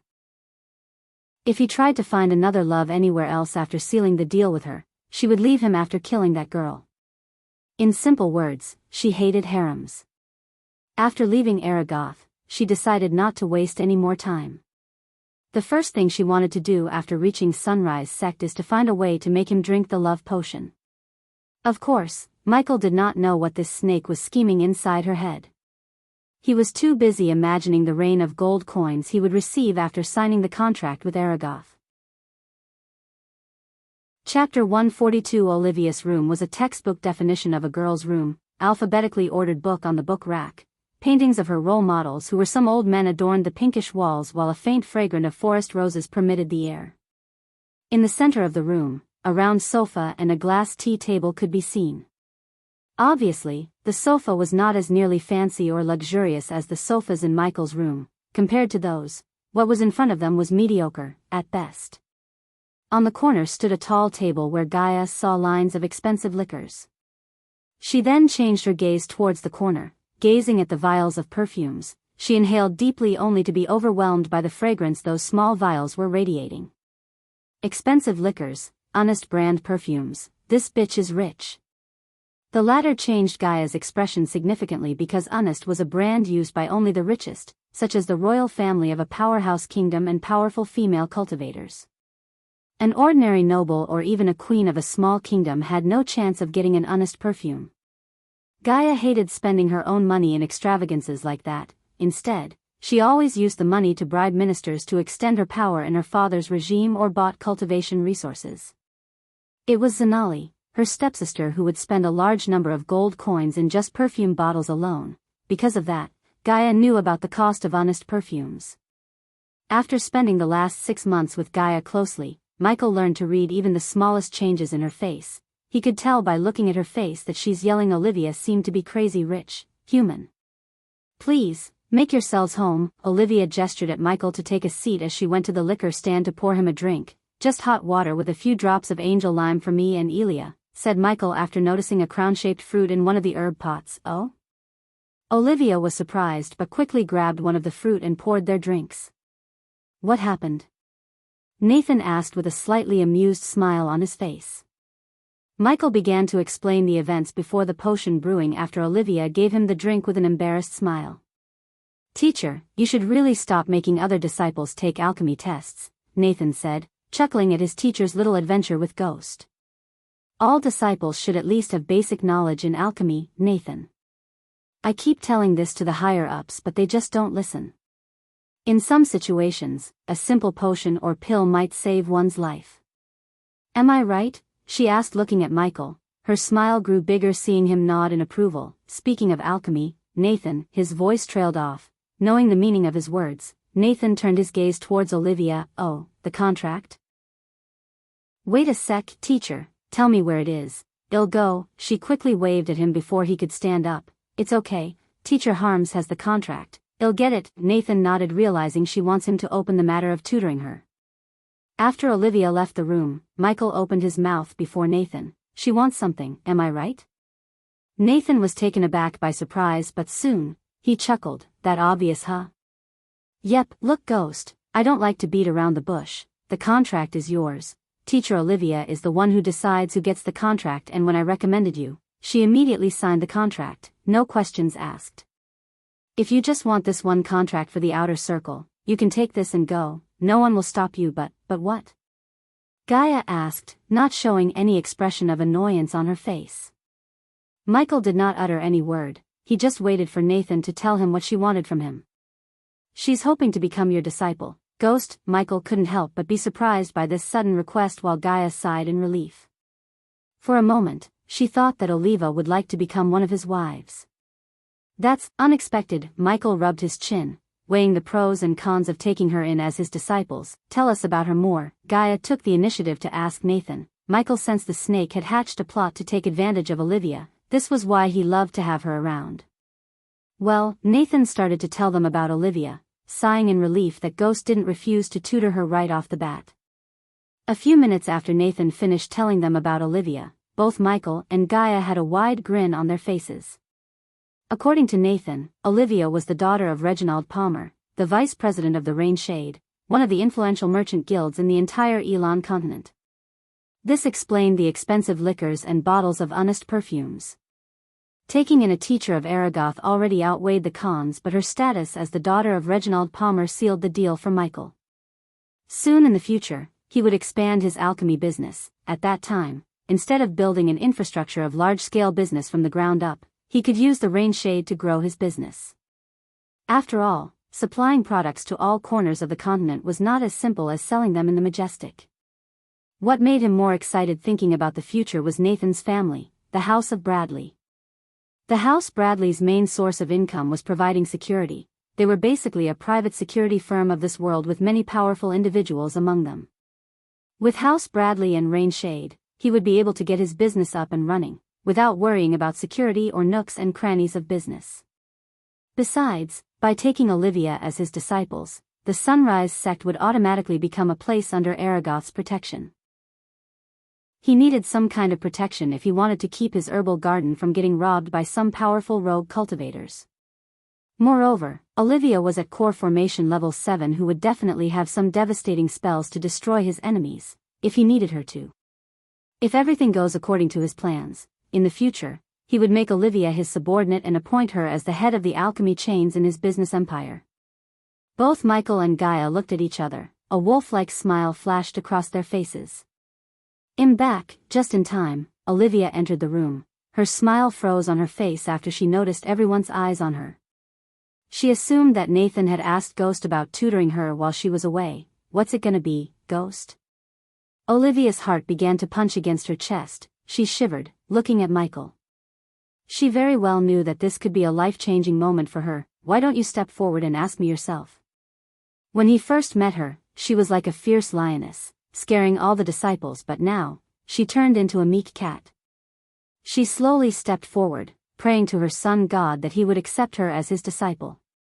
For her, his age or where did he learn what he does didn't matter. All she wanted was to learn what he knows, at least a drop of his ocean of knowledge. Nathan almost jumped back when Olivia dropped to her knees. Will you please accept me as your disciple and impart your knowledge in alchemy to me? She bowed her head, directly coming to the point without beating around the bush. Michael looked at Gaia to see her nod and then, he spoke in a clear voice. If I accept you as my disciples, will you obey me and my friend here? Nathan slightly frowned when he saw him asking Olivia, a core formation cultivator, to obey a mere body refining stage cultivator, but he remained silent. Yes, however, Olivia said, taking not even a second to think. Will you remain loyal to your teacher? Her heartbeat increased every passing second. I will forever be loyal to my teacher. Will you disclose the knowledge you get from me without my permission? Again she took no time before answering him. I will not. Michael raised her chin to see the honesty in her eyes. In those hazel eyes, he saw nothing but a thirst for knowledge. Then I will accept you as my first student, Olivia Palmer. The very next second, her eyes welled up, body trembled, she was overwhelmed by joy. Soon, tears rolled down on her rosy cheeks. Thank you, teacher. Despite his age or cultivation level, she uttered the word teacher with utmost respect and admiration. My fee is, in the future when I need, promise me that you'll do your best to assist us. Of course, Michael was not doing this out of the goodness in his heart, but he was planning to catch the big fish with the small fish. In this case, the big fish was her father's favor while the small fish was his fee of teaching her. I promise you, teacher, you can count on me. His image in her heart grew taller after hearing that he will not be greedy and sell the knowledge for gold coins. However, Nathan somewhat refused to believe Ghost completely because he did not seem like the man who would do charities, yet Nathan said nothing. As far as he was concerned, everyone got what they wanted. Olivia became Ghost's student. He kept his word by getting Ghost the contract he promised. This was a win-win situation for everyone. Nathan, give this to the sect leader. After wiping off the tears on her face, Olivia retrieved a letter from her space ring. What is that? Michael asked before she could hand the letter over to Nathan. My resignation letter, teacher. I can't teach while studying under you. No, you can't resign. Michael almost blurted out blood after hearing her. She almost poured mud on his perfect plan. Chapter 143, People learn the most when teaching others, Michael quickly said calmly despite the shock he just got from Olivia.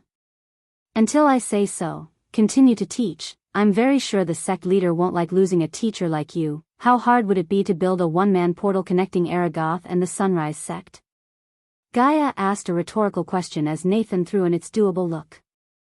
In this world, a portal was used to travel from one place to another in an instant by temporarily creating a gateway between two places. This method of traveling was not without its downfalls. One of those downfalls was, the longer the distance and the bigger the portal, the more unstable the gateway. Also, building a portal between two places required an immense amount of rare resources and at least a 3-star alchemist, depending on the portal's distance and size. As the name suggests, the mini portal could only let one person travel through 1 or 2 times a day. These were the reasons why Michael didn't bother to build a portal between the Sunrise Sect and the Dark Forest. Moreover, there was already a teleportation array in the Abyssal. Only if he could repair the array, he would be able to travel to any corner of the world in an instant, as the array in Abyssal was a powerful, intricate array. According to the system, he needed either a 5-star Runemaster or System Level 5.0 to completely repair the array. For now, Michael had no urgent need for this teleportation array or a portal. Instead, he wanted to buy a teleportation skill and upgrade it to the level where he could travel anywhere before one could snap. Although lightning dash was fast, teleporting was faster and more badass. They are right, teacher. Sect Master would definitely build a mini portal for you to travel between. Besides, who would teach and prepare us for the Kethan competition if you resigned? Nathan did not even need to ask whether Ghost would teach them or not, as he already knew the answer. No, he won't. Nathan was right, because Michael would rather eat, sleep and train rather than prepare a bunch of youngsters for a competition. How much time do you spend here teaching? Michael asked. 3 hours a day. They'll spend the rest of my day cultivating and studying, Olivia said with a faint smile on her face. Just by looking at her face, Michael could tell that the higher-ups would definitely build her a portal. After all, resources and gold coins were not something Aragoth lacked. Alright, take a few days to settle everything here. They'll come pick you after I visited Nathan's home. Nathan didn't forget that his uncle asked Ghost to visit him as soon as he finishes cultivating. However, Nathan creased his brows after he heard him. Didn't you say you were going to break through? I did. The very next moment, Nathan looked closer at the flow of Ghost's arch-energy. Whoa, Nathan's eyes widened. Looking at Nathan, Olivia looked closer at Ghost to be startled by his cultivation level. Teacher, I thought you were. Teacher, you. How? Olivia was speechless. She heard from Nathan that Ghost was at level 10 body refining stage while they were in Nether Realm. It was only a few days after they came out, yet he jumped from body refining stage level 10 to body strengthening stage level 5. This was too much. This was a heaven-defying cultivation speed. Ding. Congratulations to the host for successfully being a badass. The reward is 700 badass points. Ding. Congratulations to the host for successfully being a badass. The reward is 1,200 badass points. Nathan's world was spinning around him, making him hard to stand still. Olivia, on the other hand, was overwhelmed by shock and joy because she could not only learn alchemy but also cultivation tricks from him. I hit a jackpot. I'm really lucky, Olivia said to herself. She was not the only one who felt lucky. Nathan's inner voice reminded him about the competition for the next head of House Bradley. If he could utilize Ghost's friendship correctly, he might get an edge over all his rivals for the head seat. He began to plot his own plans, keeping Ghost in his mind while Michael plotted to use both Olivia and Nathan to expand his influence. Everyone in the room had their own plans, using each other. They wanted to move forward in their life. Michael would have definitely supported in any way he can to make Nathan the next head of Bradley, because he would rather deal with the devil he knows than an unknown devil. When can we leave, Nathan? Michael asked, bringing Nathan back from his trance. Tomorrow morning. Who? Nathan was intercepted by a sudden cry that came from Michael's chest. Teacher. Olivia jumped back when she saw something inside Michael's chest trembling violently. Michael's face turned dark, feeling the baby dragon in his pocket twitching frantically. When he put his hand inside to take out the baby dragon, a warm yet cold liquid touched his skin. He gently took out the baby dragon to see it was bleeding. The baby dragon's scales had become gray and he was bleeding through all of his pores on the body. Teacher, is that a dragon? Holy shit, it is, Nathan exclaimed. Baby dragon, what's happening to him? Michaels felt dread in his core, staring at the baby dragon who laid on his hand, eyes closed, body twitching. In a couple of seconds, the remaining crimson scales also turned gray. System. Michael screamed in his head, calling the system for help. The system is in safe mode. Unable to answer host's question while in safe mode. Michael felt his training to keep himself calm despite the situation being tested by the system at this exact moment. He took a few deep breaths after exiting the system. Let me see, Gaia creased her brows, reaching out to feel the baby dragon's body. Olivia and Nathan stood there speaking no words because they knew something bad happening to the baby dragon. Since they did not know a way to help, they kept their mouths shut. "I'll give him a healing potion," Michael said, readying himself to use the healing potion on the baby dragon. "No, stop it." Gaia stopped him and continued to run her fingers through the blood-covered body of the baby dragon. After a few minutes under the gazes of the three, Gaia sighed. "Ghost, he's a death-kissed dragon. What do you mean?" "He's dying." Michael's heart jumped a beat hearing her. Although he only spent a short amount of time with the baby dragon, he felt deeply connected to the dragon. He could not simply forget the dragon's face or the times he played with him. The baby dragon made him happy, light-hearted. Michael knew the dragon loved him more than he loved himself. Maybe it was because both of them were abandoned as a child, never knowing their parents made their bond stronger. "Tell me there's a way to cure him." "There's no cure for Death Kiss, Ghost. I thought it was weird that he could not fly or absorb arch energy like us," Gaia said. Ever since she met this baby dragon, he couldn't fly like any baby dragons of his age. He would always hop like a bunny to move around. She also noticed that the baby dragon would often fall asleep, spending most of the day sleeping. However, she never thought he was death-kissed. It made sense why Ghost never met the mother dragon near the baby dragon. The reason for that was the mother dragon sensed the death kiss on him and threw him away. It was really unfortunate as only one dragon in a million would get death-kissed. "Teacher," Olivia called. Her tone was suppressed, fearing any wrong word would make him mad. Michael turned his gaze away from the baby dragon to Olivia while still cradling the unconscious baby dragon in his hand. There might be someone who could help him. "Who?" Michael asked. Finally a glimmer of hope appeared in his eyes. "In Royal Land. There's someone called the Doctor. I heard he could perform miracles, cure many incurable diseases, yet many would say he's a myth, but if he's not, maybe he could cure him." "I heard about him." Nathan nodded after he heard Olivia. "I heard about him too, but even if he could cure him, how do we find the doctor?"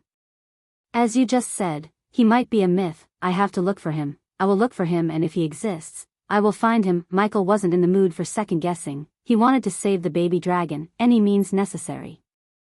But until he could find a way to save the baby dragon permanently, he needed to keep him alive. "How much time does he have?" Michael asked, looking at Gaia, who clearly knew more about dragons than the three of them combined. "In his condition, we can keep him barely alive for another 3 weeks tops," Gaia said as she took out a healing potion from her space ring and poured it over the baby dragon. The grayish scales barely showed a glimpse of the crimson red underneath. "We need to do this at least 10 times a day." Nathan raised his brows slightly. A single healing potion cost 9,000 gold coins. This meant Ghost would spend 90,000 gold coins on the baby dragon to keep him alive. This amount was for a single day. If Ghost did this for 3 weeks, he would spend almost 2 million, just to keep the baby dragon alive until he could find the doctor, if he exists, that is. Chapter 144, making the Royal Land his next destination. Michael left Aragoth before asking Olivia to send a message to the Sunrise sect about his sudden departure. This time Michael didn't mount the Pegasus but used his flying sword to soar through the skies with Gaia. Each and every second mattered to Michael. While on his way to the Royal Land, he tried to probe the system about a cure for the baby dragon, but the heartless system remained silent, no matter how desperate he was to save his baby dragon. Although the system bailed on him when he needed it the most, he somewhat felt the system had no choice but to ignore him. He missed the snarky comments, the little interactions with this greedy system. He hoped the badass system would return to its normal state soon. Good thing he met Oliva at the time when the baby dragon fell ill, or he would have been clueless about how to save the scaly bastard. Surprisingly, Gaia took turns in cradling and caring for her frenemy. He could tell that she's missing the baby dragon despite the pointless enmity between them. Her motherly instincts kicked in, making her worry about the baby dragon. Even after houses of non-stop flying, she only spoke a couple of times with him. The rest of the time, she cleaned the blood off the dragon and gently poured healing potion into its mouth, as well as applied the potion on its grayish scale. "Well, save you, Dickie, I promise." When Michael was looking at the distant sky, she whispered in the dragon's ear. She then gently kissed him on the head. "Who?" The baby dragon startled her by letting out a weak human look. He stopped flying after the sudden shout came from behind. He turned back to see the baby dragon lying in her hands with slightly opened eyes. Michael came to the baby dragon with a loving smile on his face. keep fighting, champ. Well, cure you." He too put a gentle kiss on the dragon's head. The three of them hovered in the sky like a family. She cradled the dragon like he was her baby, while Michael was the big daddy of this small family. He wanted to cherish this relationship with her and the baby dragon. No matter how strong he became, these two would always be his family. If anyone tries to even harm a single hair on their body, he would massacre their entire bloodline. The fire of healing the baby dragon burned brighter and hotter within their hearts as they resumed flying towards the royal land where the emperor resides. Both of them continued to fly, stopping only to replenish the arch energy in their body. Even Michelle wasn't an exception to this. During these small breaks, she did not eat anything, not even a biscuit. This showed how serious she was. At least something good came out of all this, Michael thought, looking at her cradling the baby dragon. After all, there was no real reason for them to fight in the first place. He was a baby while she was a fully grown adult. They didn't have to carry the torch of enmity between the two races. The baby dragon was acting on his instincts. Gaia, on the other hand, just hated Dragon for no good reason, but he could tell that she's changing. At least she would no longer want him dead. Eventually, after traveling for 5 continuous days, they saw the outskirts of a buzzing city surrounded by gigantic walls. Outside the walls, lush green fields, wheat fields that looked like golden blankets, crisscrossing rivers, and small yet charming houses filled the land. What made the kingdom look extremely vibrant and majestic was the ocean behind it. The rising sun painted the blue ocean and the walls with its golden rays, making the city within the walls look like a city made of gold. However, Michael was not in the mood to bask in the beauty. He wanted to get into the city and began searching for this so-called doctor. "Flying is prohibited in this kingdom. We have to walk." Time was in the essence, but they had no choice. They descended to land on a stone-paved road. Lines of fancy carriages with various flags on top of them, groups of people, and merchant carriages moved towards the gigantic main gate made of silvery metal. The two of them barely attracted any attention as many cultivators like them descended when they reached the outskirts to comply with the no-flying rule. Michael hated to wait in the line behind all these carriages, yet he could not do anything. He might be a mighty existence in the river town, but here, he was like a small fish. He realized this factor after noticing numerous core formation cultivators going in and coming out of the city. While moving at a snail's pace, Michael noticed shrieks and cries coming from the merchant carriage in front of him. He looked through the door crack to see green humanoid creatures and vaguely saw a few human faces. "Slave traders." Looking at the curiosity on his face, Gaia whispered. "And those are goblins, nasty creatures," she growled. Since he could do nothing but wait patiently, he decided to ponder more about these slave traders. If he created a list of disgusting things that needed to be gotten rid of, slave traders would definitely hit the top. "Tell me about these slave traders. Can we buy elves? Where did you get that idea?" His question made her raise brows. "No, you can't. Enslaving another race is forbidden by the church and the guardians." Michael was confused. If enslaving was forbidden, what the heck is happening in front of him? Those are crooks and outlaws, human. Those goblins were probably banished from their tribe for their crimes, while those humans may be rapists, murderers, or both. When they commit a crime punishable by death, some kings would give them 2 choices, death or enslavement. Many would choose the first, but some prefer to live as a slave than die as a free soul. "And you, do you have an elf fetish?" She pinched him hard on the shoulder. It was not a question but rather a warning. "Nope," he shook his head. "So does this rule apply to every kingdom in this continent?" Michael asked while running the spot she mercilessly pinched him. "Pretty much yes. In some kingdoms in Azare continent, however, give slaves the option to become a gladiator in arenas for the pleasure of nobles." Gladiators? How could Michael not know who gladiators are? The mere mention of the word gladiators brought back the sweet memories of many TV shows and movies he watched. Each and every gladiator was a badass. Of course, not anyone can become a gladiator. A rich noble should first decide to buy the slaves and train them in their own school of gladiators. Survive long enough in the arena, a gladiator could get the glory, gold, and even freedom, but I never heard of a gladiator who survived the arena to earn freedom from their masters. At this moment, Michael wanted to go to one of the kingdoms that have arenas and gladiators. If he could buy a small army of gladiators somehow, he would become unstoppable in the future. The Dark Lord could definitely use the gladiators to his advantage. State your purpose of visiting the royal land. Eventually Michael was a couple of carriages behind to enter the city within the walls. "Am a humble merchant, Sir Guard, and am here to deliver the goods ordered by His Royal Highness." The second dash, go, the head guard immediately led in the slave trader in front of Michael. The guard did not ask any further questions as he opened the gates while Michael stepped forward to meet the guard. "State your purpose of visiting the royal guard." The head guard, who clad in full iron plain armor, asked Michael. "This is our vacation period. 50 gold." Gaia was interjected by the guard. She didn't seem upset though, because she knew the guards had no time to listen to all their stories. Nodding her head, she quickly placed a pouch of coins in the guard's hand. Just by weighing the pouch in his hand, the guard guessed the amount inside. The guard behind the head guard gestured at them to enter through the small door beside the main gate. They were just too lazy and sluggish to welcome these travelers with any pleasantries. The inner city of Royal Land was built along the banks of a mighty river and was truly an architectural metropolis.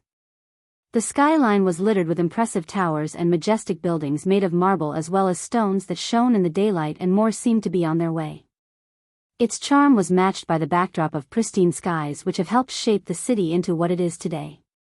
The city itself looked simply gorgeous. Many houses had pine wood rooftops, oak wood walls, and luscious gardens. The streets were paved with stones and filled with a buzzing crowd. Since Michael had no idea of where to find the doctor, he decided to find the place that's filled with rumors and actionable intel, an inn. You're tuning in to the Dreamy Love Stories YouTube channel. Don't forget to subscribe and join us on this journey to catch the most captivating stories.